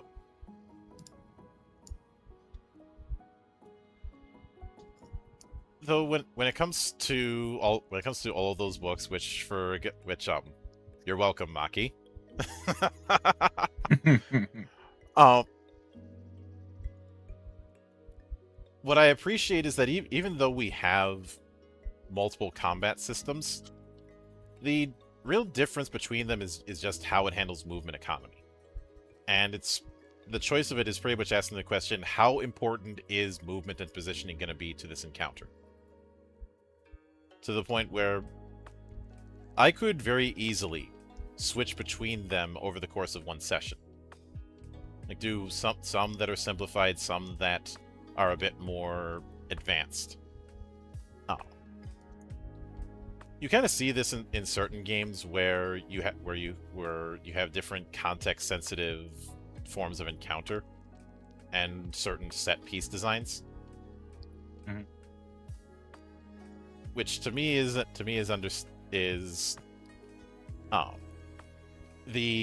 devs understanding that you've got a lot of people who are going to be coming at this from a video game perspective,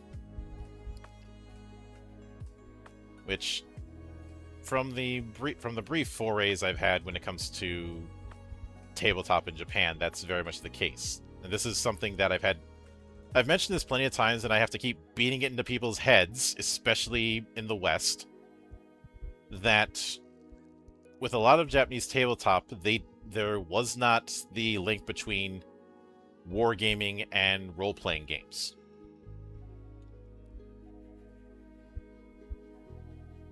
Not to the same extent. It actually would make sense that Sword World would channel something the more closer to like traditional console RPGs, considering that Japan is the place that gave us Dragon Quest and everything. Well, Dragon Quest, as I've mentioned in the past, was building upon wizardry, and that's a whole other conversation that I've had in the past that I don't feel like getting into right now. And it's something that I've talked about as to why I despise the term JRPG, but that's a whole other story.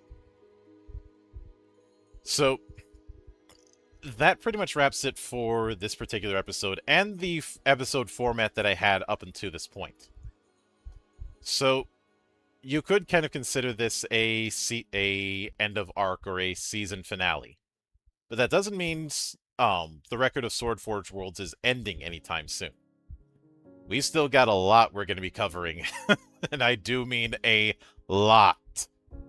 Yep. At least enough so that we could keep going all the way to June at minimum. Mm-hmm. And that's assuming more stuff doesn't drop in the interim. One final note from me about Sword World as a product. I don't think I've ever experienced a world that is triple post-apocalypse. Singular? Sure. But not triple. And the lore of this world tickles my brain in how you can seemingly encounter an abandoned robotics factory while traversing the mountains to reach a dragon-occupied castle, and yes. Thank you, Mildra.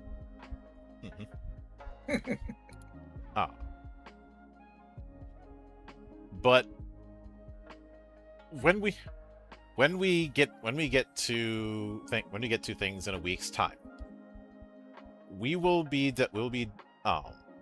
first off, we'll be doing a intermission where we're going to be going into how things are going to go for the coming weeks. Also, we'll be clearing off some unfinished business. Oh. Because boy. I did make a promise, and I do keep my promises. What do I look like, a politician? Don't answer that. Although maybe I could work as one of those crazy ass YouTube politicians in Japan. I haven't heard of those yet. Like, how great? Hold on, I'll just Google it. Well, let's be frank. Get down. You had the given Joker the running for office. I mean, Okay. if the Joker can run for office, well, let's be frank. The only place left to go is up. I mean, we have Sir Buckethead in the UK, and he may actually get an actual chance to actually be what called not president. But Prime Minister Buckethead. There's a phrase. But there was a video. Now, some of you may recall a couple weeks ago where William SRD had done a video on Anima, and we had some very strong thoughts about it. He'd also done a video on Sword World, and I guarantee I'm going to have some very strong thoughts about it and we will be reacting to that video next week. And just looking at the cover and title alone, I'm already in a bad mood. Hey, Doku, don't drink out to the bar completely on that day. We're gonna need some as well. Yeah, I might have to break out some of the stash. I don't want to, but I may not have a choice. Better safe than sorry. So that's what we got coming for next week. I could call it intermission, but intermezzo sounds better. Oh. So keep an eye out for that in the next week.